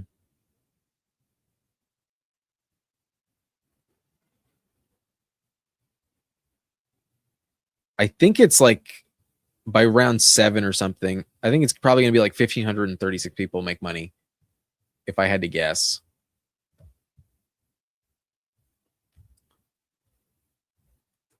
Where's the eliminator? Oh, here we go. Minimum is 24.57 to get your money back, 12.288 to actually double your money and start making a profit. It doesn't really get valuable though until you hit at least like $500 in my opinion. 200's fine, but 500 plus is really where I think you can believe that you hit on a really good team. So top 384 to really justify it. What do the rules say on that? That's okay. Some people in week 8 will make $500, but if you make it to week 9, you get $1,000. Okay, so typically in this type of format, I'm not trying to draft anyone with a bye week prior to week 9. Okay, let me check the chat. I think we've given y'all enough time to cast your votes. But Everin Flux was the first vote with BBM. I'm ruling that out. My personal veto. Sorry, not my third of the night. Fancy Dog with Superflex, Puppy, Eliminator, Puppy or Pitbull. Is the webcam frozen? It gets frozen sometimes. Puppy. Round 3. Puppy. Okay, I think Puppy won. Superflex, I think, did not get enough votes. I think I saw Puppy the most. We're going to do a Puppy. Let me... Did it freeze? Are we still frozen? I think we're good now. Yeah, I think we're good. Okay.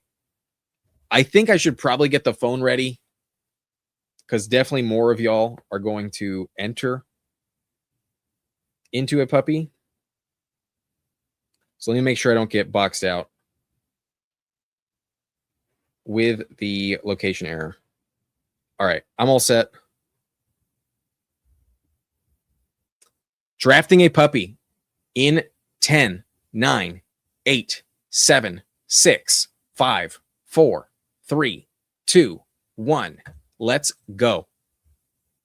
One spot left. Hope you clicked it during the countdown if you wanted it. This puppy is full. We have pick 3. Let's go. Love it. Very happy with pick 3. Okay. I'm going to try and go rapid fire through the chat because I really want to catch up. Winning playoffs weeks, wide receivers go for a lot. Yeah. The receiver position I've noticed has been a bit more expensive, especially in BBM sometimes. But 24-hour stream, yeah, who started? I don't know. I feel like that's an egregious task to expect. I feel like that's such a big ask. It's impressive when people do it, but like, especially if you're just a one-man show like I am, there's no fucking chance. Maybe you can talk me into a 10-hour stream, but even that I think is pushing it. I feel loopy when I do the 4-hour streams. We might go 8 hours. I think that's my max. I think 8 will be the max I'd be willing to put in on a live stream. But 10K equals drafting on Salvia. Definitely not. I'll tell you that. But T was in the first one. I will check out your team, T. Fuck, I should have done that. We'll do it right after this pick because I'll be at the long term. Yeah, let's queue up Jamar Chase. Let's take Jamar Chase, and then I forgot to do that. Let me pivot to the board while I do this. And let me find your team in Best Ball Mania. Jantara, pick one. All right, we'll do this kind of quickly. He goes with a 3-5-6-4. A little fragile at wide receiver, volume at tight end, and quarterback. Interesting approach. Bo Nix, CJ Stroud, Geno Smith. Not in love with it. I hope it's well stacked. You could get away with it if Geno and Stroud really prove me wrong, but I'll be honest, man, from the surface, I'm glad you have 3 because I think you need them, but I don't love it. That's my honest opinion. Bijan, Swift, Jalen Warren, Jordan Mason, and Emmanuel Wilson. Running back room is great. George Pickens, Nico Collins. Waddle is stacked up. Lemon with Addison and Debo. Nico is stacked up. Waddle is stacked up. We have a Kenyon Sadiq sighting with Kelsey and Njoku and Stowers. I think Stowers was a big misclick. I don't understand why people take Stowers. Why not take a 7th receiver instead of Stowers? I don't get it. Stowers is the best. Were we ever drafting Grant Calcaterra? Fuck no. Why the fuck are we drafting Eli Stowers? I'm sorry, bro. That's the one pick I really wish was different. The quarterback picks, I think you can get away with. I think you needed a 7th receiver. I did not like the Eli Stowers click. Structurally, gimme Eli Stowers.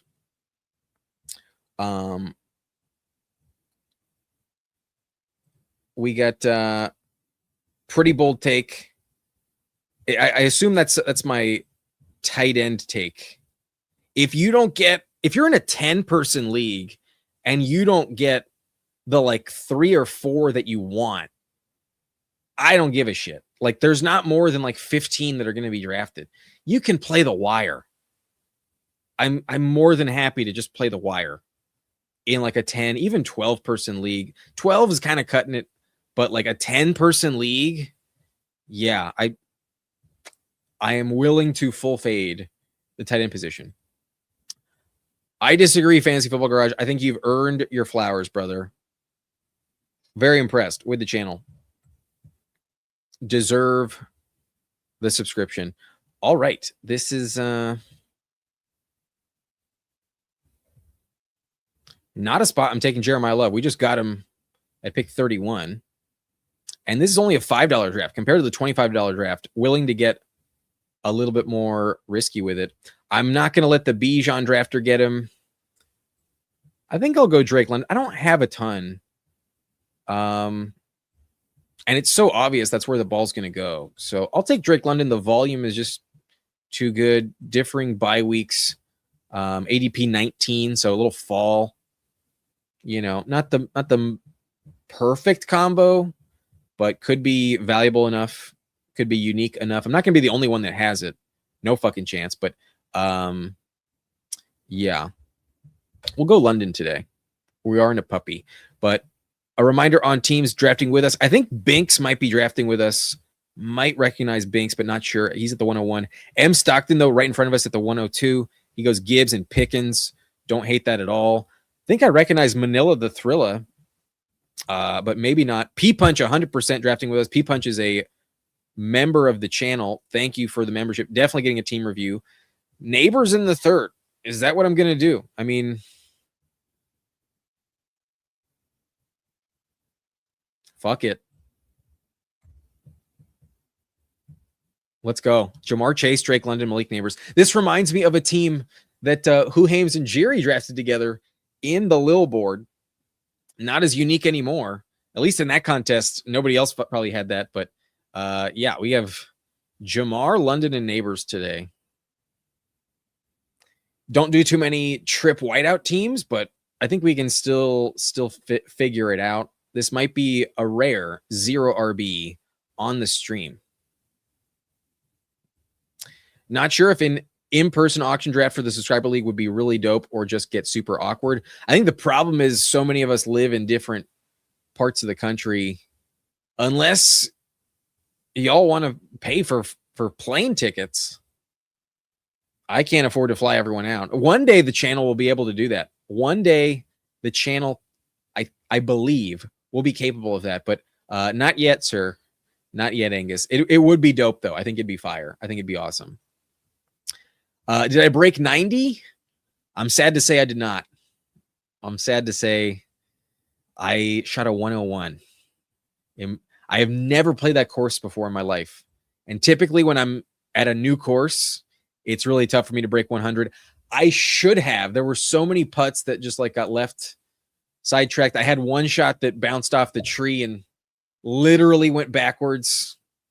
I had one putt that literally spanned like 340 degrees around the cup, literally made a full loop and then just like stopped 2 inches short of the putt after going all the way around the lip. That one was fucking brutal. Oh my God. There were so many instances for me to be able to break 100 and it just was not the case. Even down the stretch, I was on hole 17 and I had to look for birdie and I fucking 3-putt. It wasn't an easy birdie putt, but I did 3-putt. I got a bogey on hole 17 and all I needed was 2 pars to crack 100 and get a 99. I was sitting in 91 going into hole 17 and I hit a phenomenal approach shot.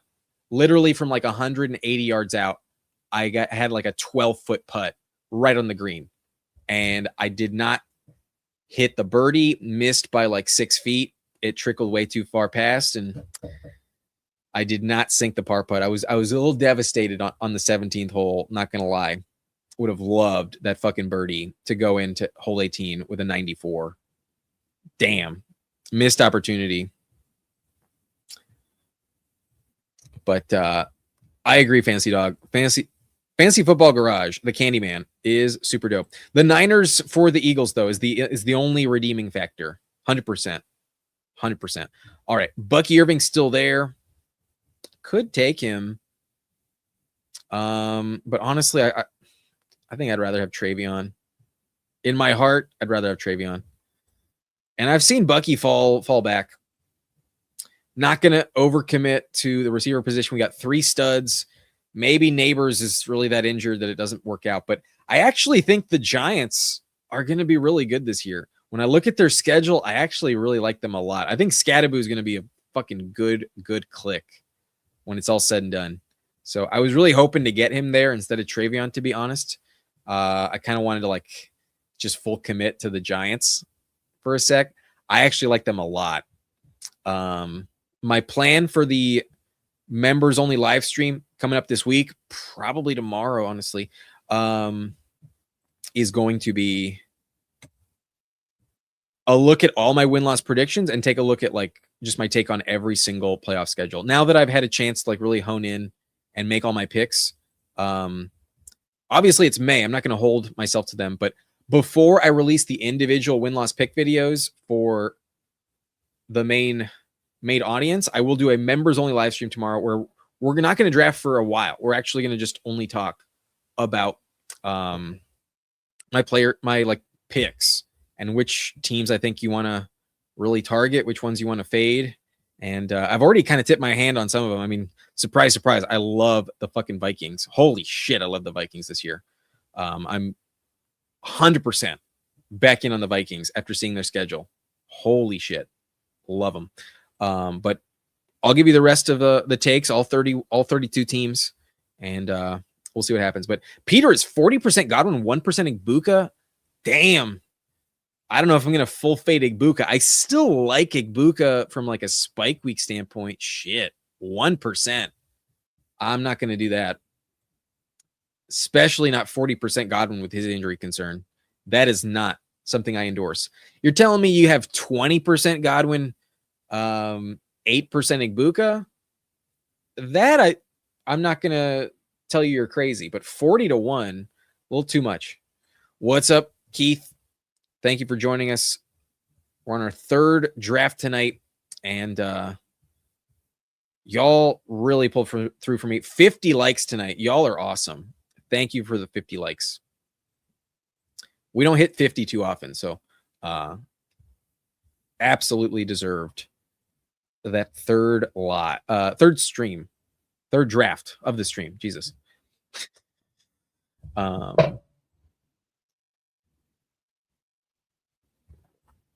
Oh, Mix, you are in here. My bad, brother. My bad. I will definitely take a look at that after we hit our next long turn. I'm gonna make pick 70 and 75, and then I'll definitely get to you, Mix. In BBM, if you're willing to draft a BBM with me, I will 100% review your team, whether you're a member of the blunt rotation or not. Absolutely, Mix. I'll put that on the agenda. I promise you. If you're still watching, I'll get it done. Fancy Dog getting good at Superflex, closing in on 100. Damn. It's a lot of them. Castle says, I did not get in. You are lucky. Great insight on not click by weeks 5 through 8 in Eliminator. You can have one or two, but don't overload on that. That's just setting yourself back. And the guy who won the Eliminator last year was almost exclusively targeting week 14, week 13 buys. And that's definitely the players I want the most. Like, just to get that far is really tough. And the player pool is really thin by that point. It's still a 1 of 1 in like week 13, week 14. So, yeah, maybe a full fade on weeks 5 through 9 is the play. Stowers equals Ben Sennett. Now that's a take I can get behind. Damn, Beischel Tootin fell to pick 67 in this one. This is a puppy, not a BBM, but damn. Oh, sweet. We get Joe Burrow to fall back. Definitely. Maybe I should push it, but I don't like any player with an ADP behind him more than him to justify it. I'm not going to fuck around. Already got a 7-pick fall. I'm taking Joe Burrow, pick 70 with Jamar Chase. 100%, not even a question. Let's do it. Left House, literally the last pick. Yeah. For me to complain about a pick and it's literally the last one of the draft, like, you know. Boy, what a bold stance I'm taking, right? I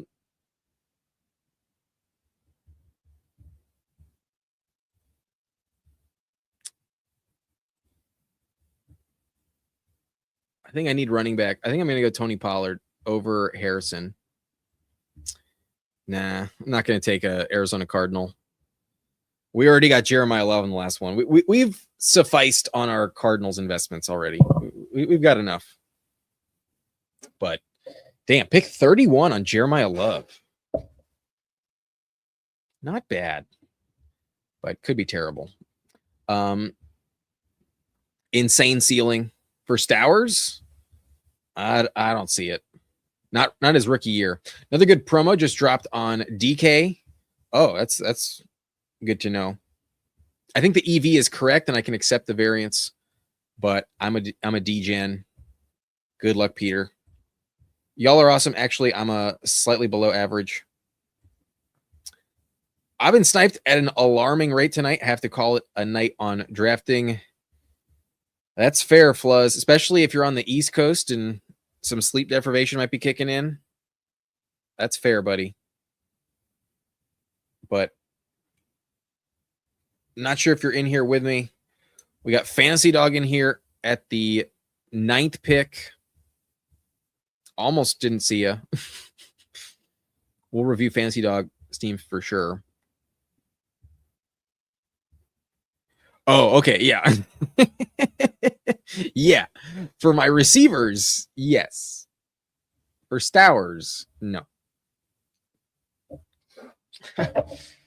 For some reason I thought I was still like super behind in the chat, but we're getting late. I think I'm gonna remind y'all of something real quick.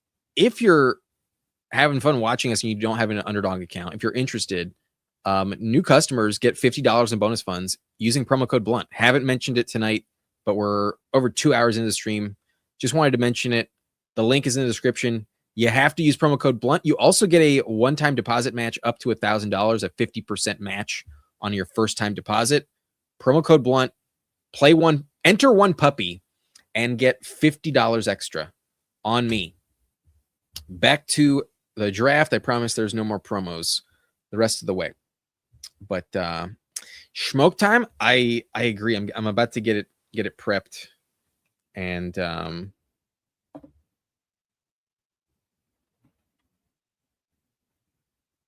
let me pack it. Give me just a minute. I think by the time I'm done with these next 2 clicks, we will absolutely take a little smoke break. Thanks, dog. Michael Wilson, pick 94. I mean, for Candyman, might have to do it. We passed on Marvin Harrison. I'm not getting a good running back value. I'm glad I took Pollard. Jackson Dart, damn it. Would have liked Jackson Dart.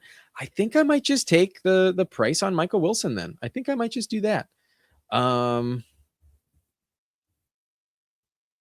We could go Godwin, though. Godwin feels safer. But I think given where I'm at, I'm willing to take the risk.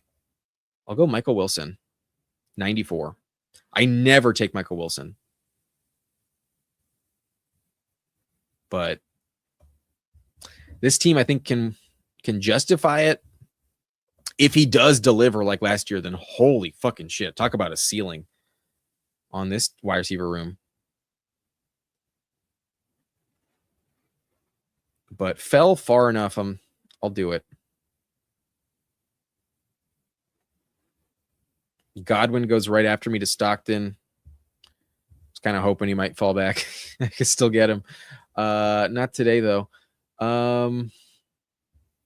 Damn, I would have really liked to get our guy, but not even Kyler's available. I think I might just take Bo Nix then, but I kind of want to go QJ. Dobbins also makes sense. We mentioned C-Rod. We go Bo Nix, though. Structurally, getting a quarterback here, pretty valuable. And Kyler went at pick 86 in this lobby. Holy shit. I no wonder I didn't see him. I was like, who the fuck took Kyler? Damn. At least that team had Jefferson, but fuck. Didn't want the Addison drafter to have him. Fair. Very fair. But Bo Nix doesn't need a stack. He can run the ball. There's still some stacks available, I suppose, but not many. Who had Waddle? Where the fuck did Waddle go? Pick 54 to Brilsey. He gets Fannin at 102. It seems like Fannin now is like consistently in the 100s. I'm happy to see it. That's the last time I took Fannin on the stream. Was it like 104, 105? And once I saw that happen, and that was in the pre-draft contest, I was like, I'm never taking Fannin again if I can get him that fucking late. Feels like a very justified fall on Fannin. Happy to pass on him there twice. Fluzz said, I had Chase and reached on Higgins at the 4 spot, basically locking in Burrow at 69. And the guy took unstacked Burrow when every single quarterback was on the board besides Allen. Oh, love to see it. I mean, I guess you hate to see it. more appropriate. It's funny. Sometimes you just gotta laugh, but damn. Brutal. Whoever sniped me definitely bangs his head on cement walls in his free time. I'd agree. And I promised y'all we'd smoke. I was a little slow to pack the pipe, but I'm ready. Let's hit it one more time.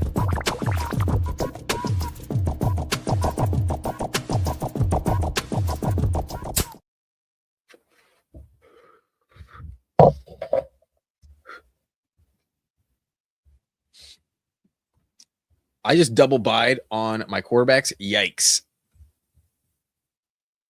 Did you? Yeah, you did. Jaden Daniels, T-Law. Okay, good to know. Not a combo to make. Here's what I recommend. This is what I did, and I should probably look at it more. It's still early, so I don't have it memorized, but I literally maybe I can do this real quick. I literally wrote down the bye weeks and all of the matchups for every team. Literally all of the bye weeks. And I try to look at this on my desk whenever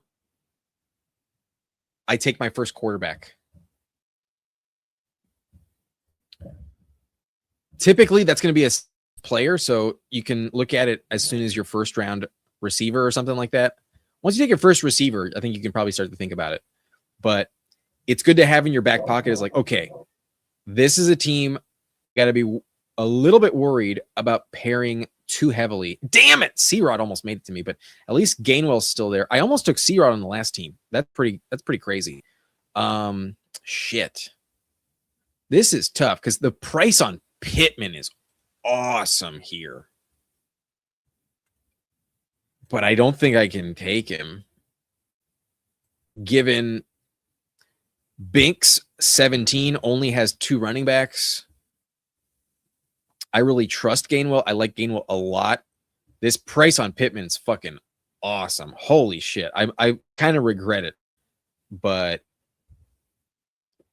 running back is a position I don't want to fall behind on.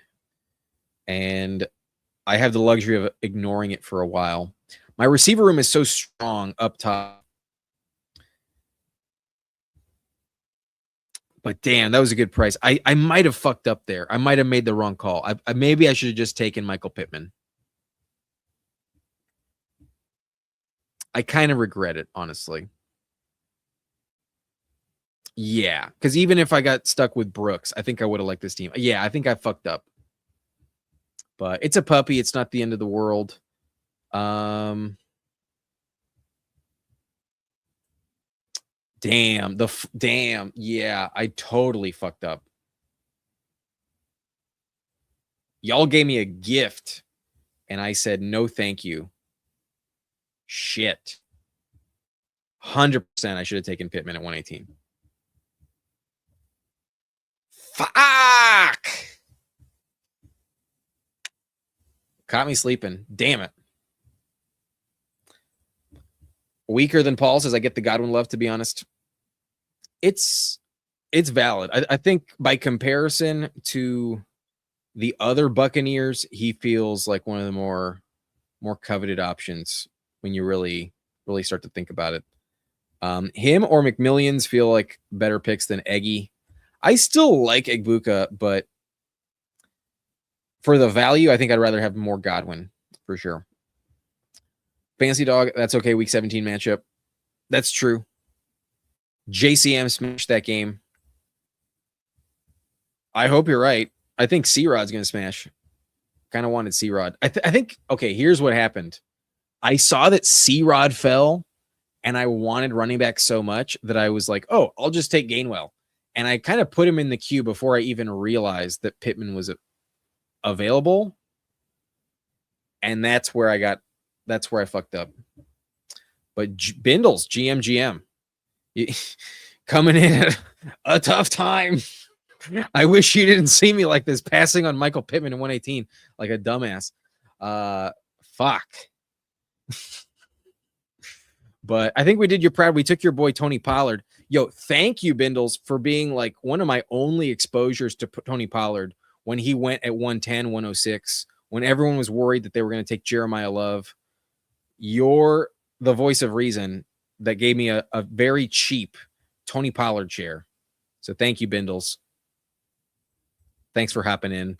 And let me know if you want to re-up on the second collab, if you would ever like to host me. Obviously, it's your channel. Do what you want. But when we hit each other up for the first one, it was I promised you a second one. So anytime you want, hit me up.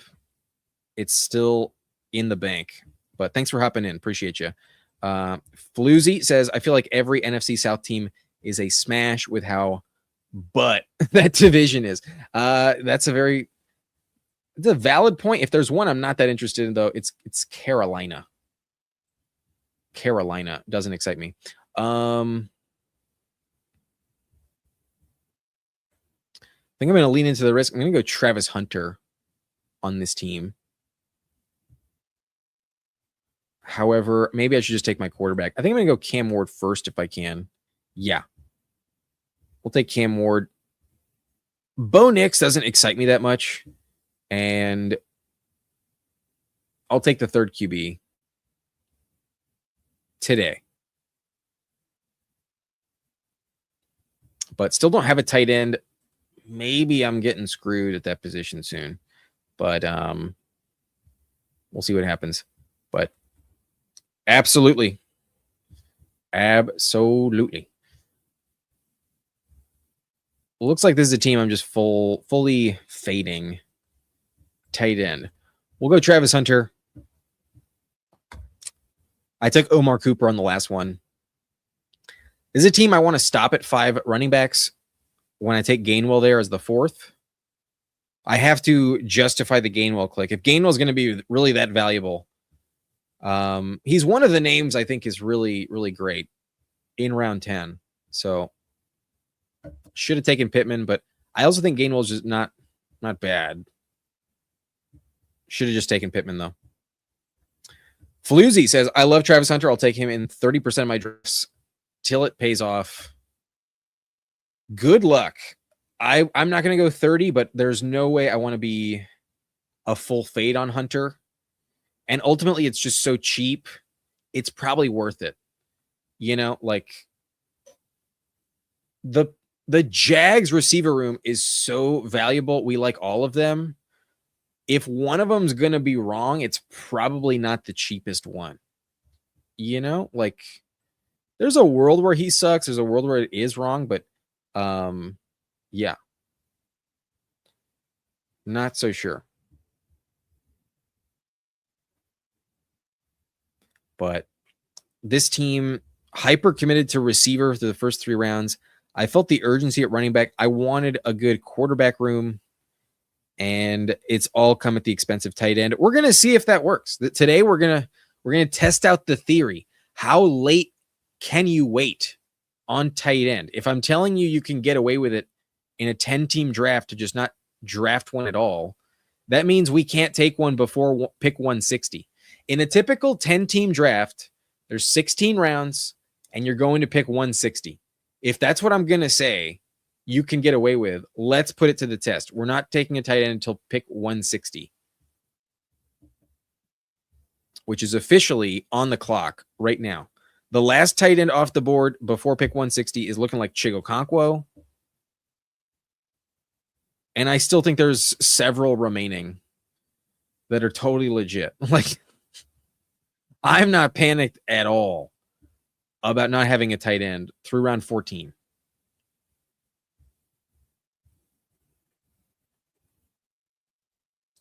How late can you wait? Hyperventilate.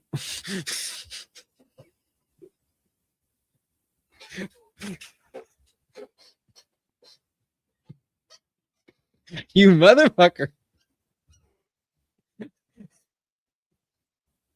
I genuinely did not read the second line. I genuinely did not know where that was going. But you're not going to get that audio from me. You're not going to get that soundbite. Not today. Holy shit. We'll probably just go for a floor. I'll go Dalton Schultz. I'm not inclined to take the Vikings Kyler Murray tight end. I think if you want to play the Vikings passing game, it's not through TJ Hawkinson. If there was one thing holding back Trey McBride, it was Kyler Murray. Kyler Murray has not shown that he wants to throw to the tight end position. He did have Zach Ertz for a while, but not in the red zone. Not enough in the red zone. Maybe I'm wrong, but I'm really worried about the touchdown production from TJ Hawkinson. And I trust Dalton Schultz to stay healthier than TJ. So I'll finally get in. Schultz going to be a waiver wire guy, most likely in a 10-team league. Not upset with it. I could pull up Jerry Jeudy, but I'm going to get back in at running back. Stick to my guns, stick to my brand. Let's go Tank Bigsby. Motherfucking Tank Bigsby. Round 15, 171. Phenomenal click if you ask me. I think he is always a good option. Unless you already have like 6 running backs or depending on the 5, depending on when you drafted 5 or even 4. Like if you start off 4 straight, probably don't take Tank Bigsby, but he's one of the names I'm fine taking, even if you do start with 4. Like if you decide to go with 5 and overcommit to the early 4th, I love him. He's a perfect RB5 for the price, the upside. I love Brian Robinson as well, but I view them the same. Tank Bigsby, great option. Tank motherfucking Bigsby. In this lobby, Algier went 156, and BB, I did not draft Algier at 184. So he fell to like, oh no, I think he went off the board at 184. I'm pretty sure. Too short to throw over the middle /C. I don't know what it is, but in the red zone, he just does not look for the tight end position. And maybe it's just because of how they were played. I'm sure Hawkinson will score some touchdowns. I'm not going to say he's not going to score any touchdowns. But if not for the Kyler Murray stack, who I think, yeah, that's what ended up happening. Hawkinson went 179 to the Kyler Murray drafter. What a surprise. He fell almost 20 spots. Big whoop-de-doo. You could have taken him at 182, not 179. You probably could have pushed it again, perhaps. Probably not. But I think that team could have gotten him at 182. I think the price on Hawkinson is like just fake. I don't think anyone's really that excited in their bones to be drafting TJ Hawkinson. I'm not. I'm done at quarterback. I'm done at running back. Our receiver room is so loaded. I didn't feel the urgency. We need 2 more tight ends minimum. We got 3 clicks left. Yeah, two tight ends and a receiver. Not sure what order. We don't get the Gunner Helm stack, but I'm okay with that. I have Cam Ward unstacked, but I don't think it's the end of the world. I just like Cam Ward for the value. I think he's the last quarterback I actually really, really like, other than Sam Darnold, who kept falling. But I genuinely see a legitimate breakout potentially in line for Cam Ward. I really, really am excited about Cam Ward this year. They really invested in him. You cannot deny they invested the fuck in Cam Ward. Really commit to his success and development. Last year, the big problem was coaching and weapons. Both of those were checked off the board. Wanda Robinson, free agency. Carl Tate in the draft. Coaching with Brian Daboll, the offensive coordinator. And he's not the head coach. He can just focus on offense. Brian Daboll's going to come out swinging because Robert Saleh is the head coach. The defense will be better as well. Not going to be as much pressure on Cam Ward. I mean, pick 190.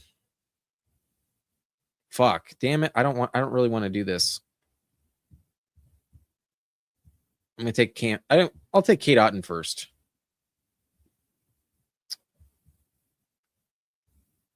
Kate Otten in line for a lot of targets. Now, maybe Freiermuth is better. We gift the Rodgers drafter, not just Freiermuth, but also Michael Pittman. Here's the thing, Stockton. If someone deserves it, it's the guy that actually took Pittman. So I was going to leave him there for you. I had a feeling you were going to snipe him.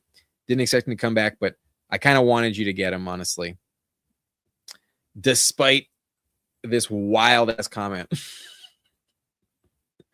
Hunter's the only receiver in that range that actually could finish top 15 at the position. That's a fair point. I'm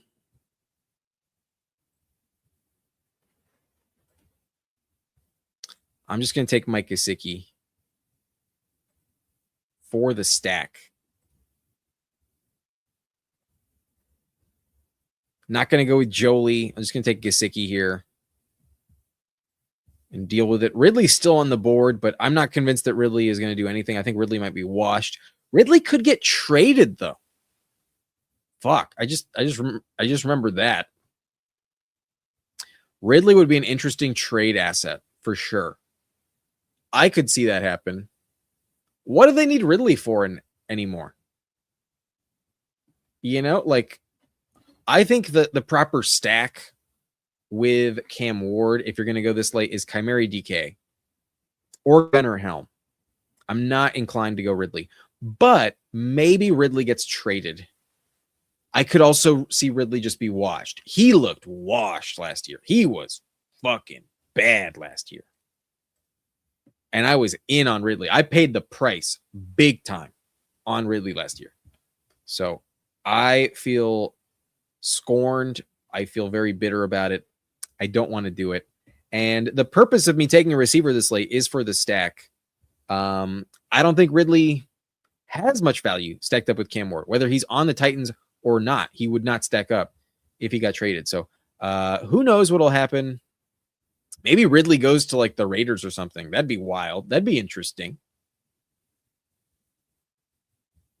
Ridley actually might be a compelling click now that I think about it. Especially if you don't have Cam Ward.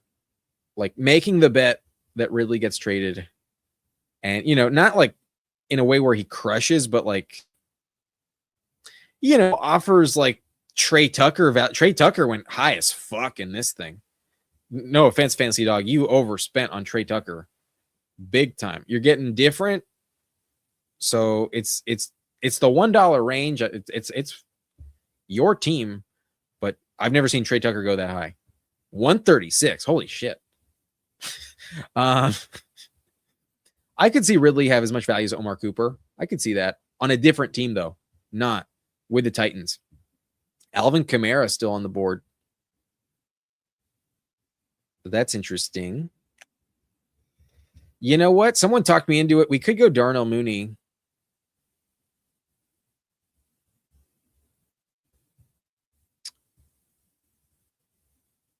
I also talk myself into Troy Franklin sometimes, but I'll go Darnell Mooney today. In case Neighbors is ass or just misses like any time at all, then yeah, Darnell Mooney might be wide receiver 1. But I mentioned to you, I thought that Calvin Austin was also valuable. So today we mix it in, go Darnell Mooney. It was staring me in the face.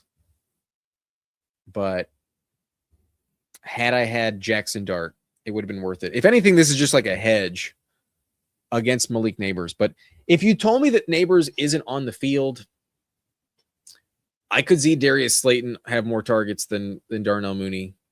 I could totally see that. But I could definitely see Darnell Mooney have more targets than Calvin Austin. Calvin Austin is just that deep shot. That's really all it is. But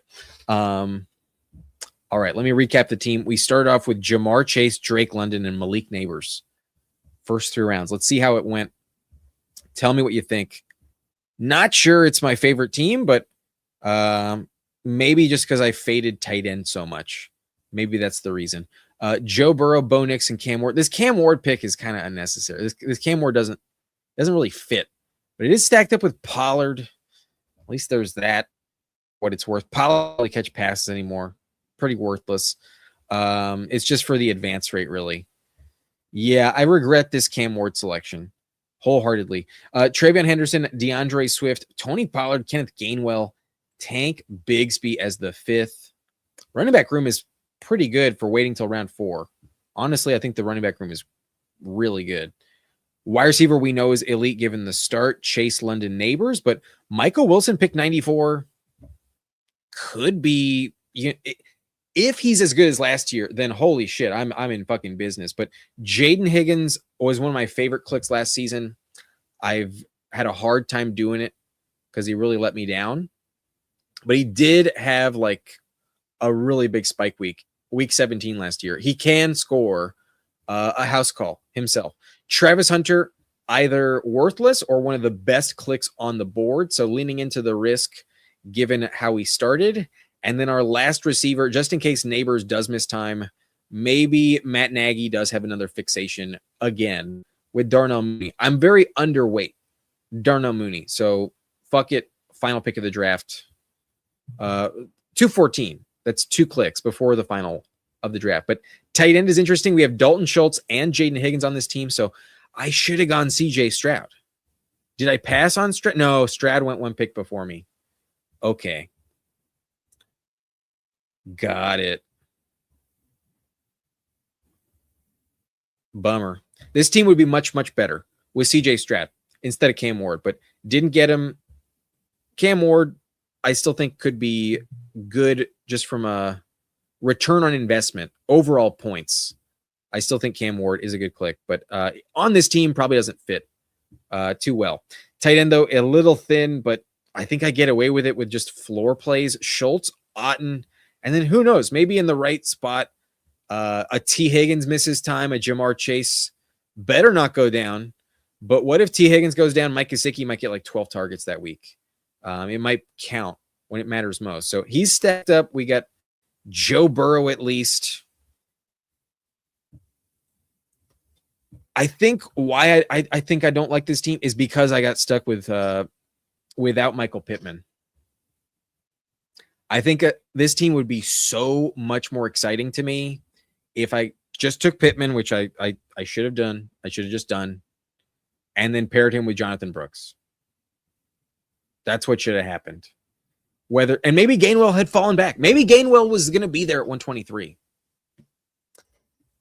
Damn it. I had a chance at an elite combo, and instead I go Jaden Higgins, wide receiver 5. Not going to be as unique, that's for sure, without Michael Pittman. So good luck, Stockton. Let's take a look at how Stockton capitalized. Out of the second slot goes Stafford, Malik Willis, Aaron Rodgers. Solid. And we know Rodgers is tremendously stacked. Gibbs, Travis, and Bucky. Keaton Mitchell, Brian Robinson, fucking awesome. Wide receiver has Pickens, Adams, Jaden Reed, Addison, Godwin, Michael Pittman, and Brazel. Holy shit. Tight end, Brenton Strange, Freiermuth, Greg Dulcich. I don't know if anyone's beaten Stockton. If he doesn't advance, it's because quarterback let him down. Quarterback is the only problem area, but I think it's just because Malik Willis might be worthless. If Malik Willis delivers, then you're in shape. But Stafford could have another MVP season. That's definitely on the table, and he's probably going to pay off. Yeah, fucking awesome team, Stockton. Really, really good. Let's take a look at P-Punch in here with Mahomes, Daniel Jones, and Bryce Young. Pretty solid. Taylor with Daniel Jones, Jacobs, David Montgomery, Kalen Black, and Devon Claiborne. Waited till the very end. And some valuable handcuffs, but could be absolute zeros. You know the risk you were taking. For that reason, I almost wish you took DJ Giddens. But there's a world where these two just pop and really deliver. So I get it. If Taylor stays healthy, then Giddens is worthless. And you might get the league winners. Good luck. I don't mind it. 3 early on, 3 you can trust, and then 2 that would literally be like league winners if they got the job. Good luck. Rashee Rice, Luther Burden, Marvin Harrison, Quentin Johnston, Xavier Worthy. So the Rice and Worthy stack fucking dope.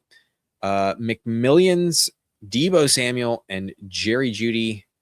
Judy's not a good click, let's be honest, but the receiver room is pretty loaded ahead of him, where if he does spike, he can definitely deliver. And then Warren and Kelsey both stacked up. Great team, good correlation. Really, really awesome team. And then Bryce Young just helps you advance. A fair click. Maybe Bryce Young should have been a running back, but given the Mahomes and Daniel Jones injury concern early in the season, very fair to take Bryce. However, maybe Daniel Jones not going to be healthy in week 5. Maybe you get a 0 in week 5, given the double bye with Mahomes and Bryce Young. So quarterback, the only tricky aspect, but really good team. Fantasy Dog also in here. If you're in this lobby, shout it out and I'll take a look at your roster. But at the moment, those are the members. Those are the names I recognize. Those are the teams I know for a fact are in here. And I'm definitely was always planning to review the team. Maybe Manila, maybe Binks. I might be wrong. If not, I'm going to just go to bed. But let's take a look at Fantasy Dog's team. Out of the 9 slot goes a 3-6-7-2 with Jaden Daniels, T-Law, and Geno Smith. Good quarterback room, but we did mention the week 7 bye. Now I'm curious. You go with Geno. What team does Geno face in week 7? I want to find out for you. Do we think it works out, everyone? The opponent for Geno Smith is a home game against the Miami Dolphins. I think Fantasy Dog actually got the perfect quarterback to have as a third when you go with Jaden Daniels and T-Law with a bagel in week 7. I think Geno Smith home against the Dolphins is actually fucking perfect. If you don't believe me, here is the schedule. Let me share this tab with you. NFL schedule, week 7, October 21st through the 27th. The New York Jets are hosting the Miami Dolphins at MetLife. That might be Geno Smith's best game of the year. Legitimately speaking, that might be the best game we've ever seen out of Geno Smith this year. Not bad. And I had a feeling you already checked. Love it for you, bro. In this instance, I applaud the Geno Smith selection. I'm definitely on board with the strategy. Okay. What else you got?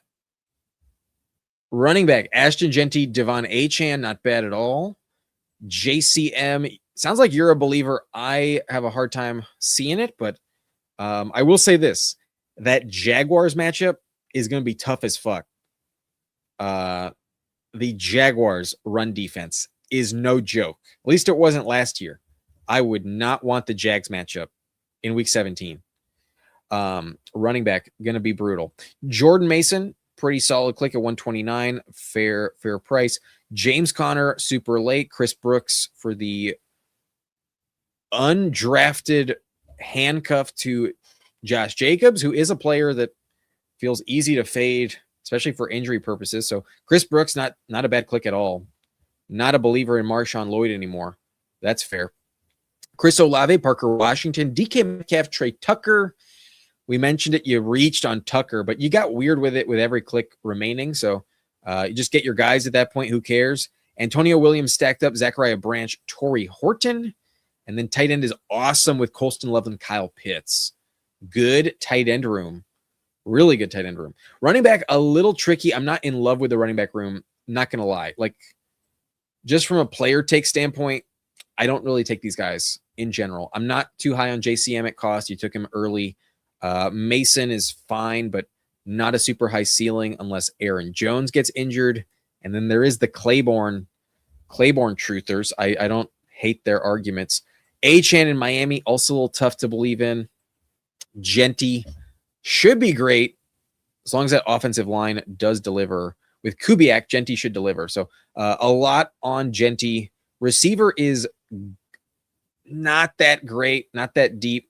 Like once you get to Tucker as the 4th, that's tough, buddy. That's tough, brother. But tight end is elite. That's the cost of going elite tight end. Good luck. Good luck. A reminder on my team, I'll leave it up for y'all to check out. We got that Burrow stack with Jamar and a pretty weak receiver room. And we did not take Michael Pittman, but we did take Kenny Gainwell. Gainwell might be the piece that you really need. I still think Gainwell is awesome in his own right.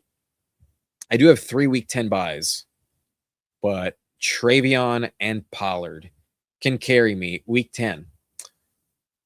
Okay, let me check the chat. I'm well behind, but I promise you we're not staying up too late. I'll be out of here in the next 10 minutes, hopefully. Zachariah Branch season. It's possible. I love my 3 tight end rooms that consist of the old white guys.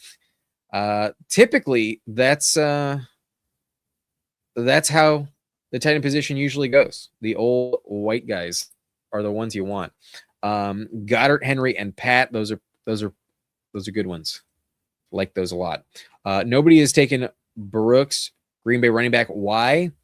I think it's just because he's not that talented. I guess he's just not that athletically exciting. But it's worth mixing in. I don't hate it at all. I think it's a fair direction to go in. I know Young Moolah prefers Marshawn Lloyd, but Floozy says I'm a Packer fan and can confirm all that guy can do is catch passes and block and obvious passing downs. Good pass pro though. Yeah, he's probably slept on because I can't endorse Marshawn Lloyd anymore. Had no idea. Super panic pick. Tucker was in my queue, I guess. Yeah, a little early on Tucker, but I suppose it could work out.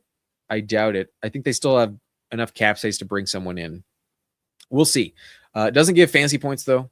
That's the thing about Brooks. His touchdown upside feels pretty low. He's not Josh Jacobs on the goal line.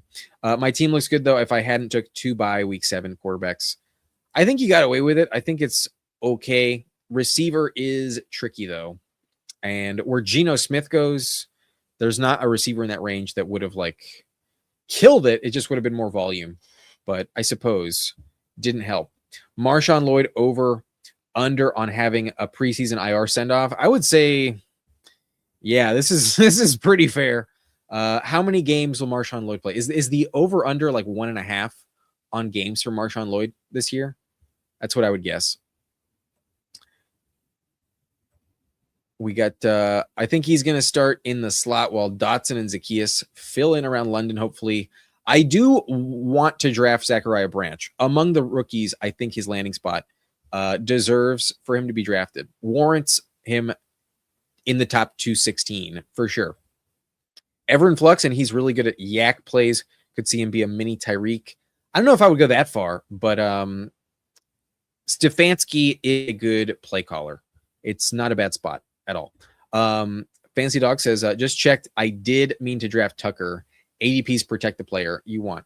Go for it, man. If that's the guy you want, get your guys. If this was an auction league, everyone in that range is worth a $1 pick. Get your guys at the end of the day. Floozy says, I think I like 60% of Branch's career college yards were on screens. So if he can develop some route running, he could be great. I have a hard time believing in him year 1 to be really good. I think he's a better dynasty option, but the role he should occupy makes him worth drafting.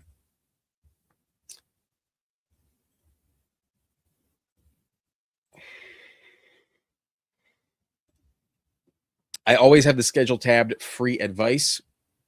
Yeah, it's good to know. Really valuable information. That's where all the money is made. You got to know week 17 at the very least.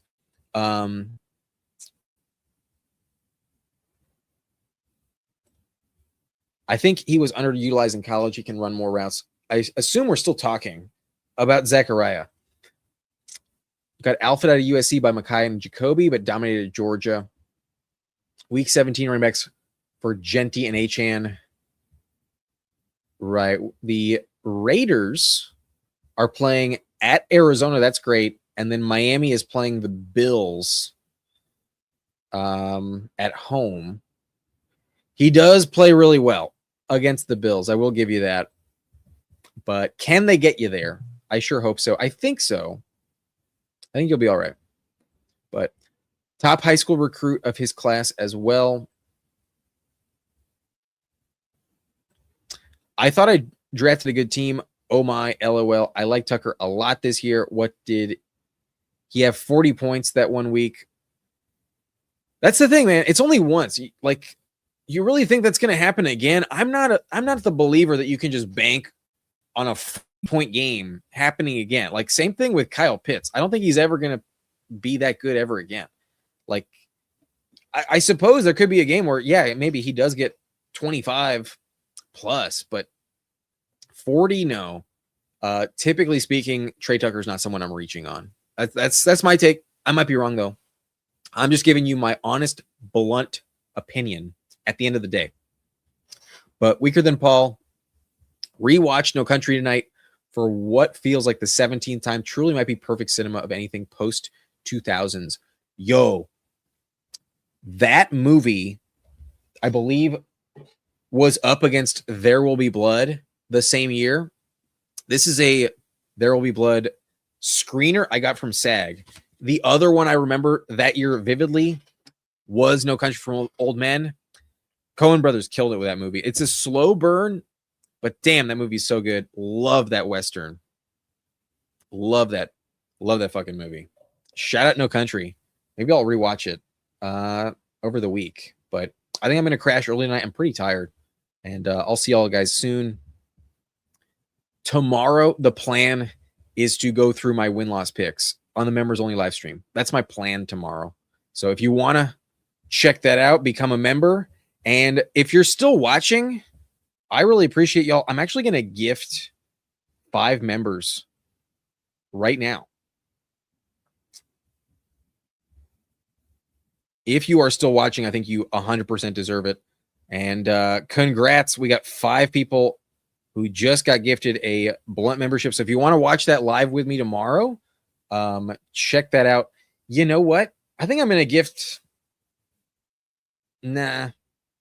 I think what I'm going to do is I'm going to start tomorrow's live for the public. And in the first minute, we will gift 5 members.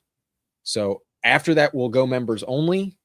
And if you're able to make it early for tomorrow's live stream, we will give you a chance at getting those other 5 gifted memberships. So I finally figured out how to do that. Thank you, Who Hames. Shout out Who Hames for telling me how to do that. I was so baffled. I never Googled it. I probably should have just Googled it. But sweet. We got Everinflux received a gifted membership. Luis Ornelas as well. Daniel Fernandez, Chops Kino, Bobby DiMucci, all receiving a membership. Hope to see you tomorrow on the live stream. You'll at least catch the replay, and you'll get insight into all of my tentative win-loss picks. I'm going to post those in individual videos. Those usually do well every year. But at least tomorrow, I'm going to break down what I think is going to happen in the NFL from a win-loss pick standpoint. So that's it for me. It looks like I might have frozen. Whoops. Are we back? Did it work, or am I still fucking frozen? Okay, there we go. There we go. Sweet. I'll take a rip from the pipe one last time.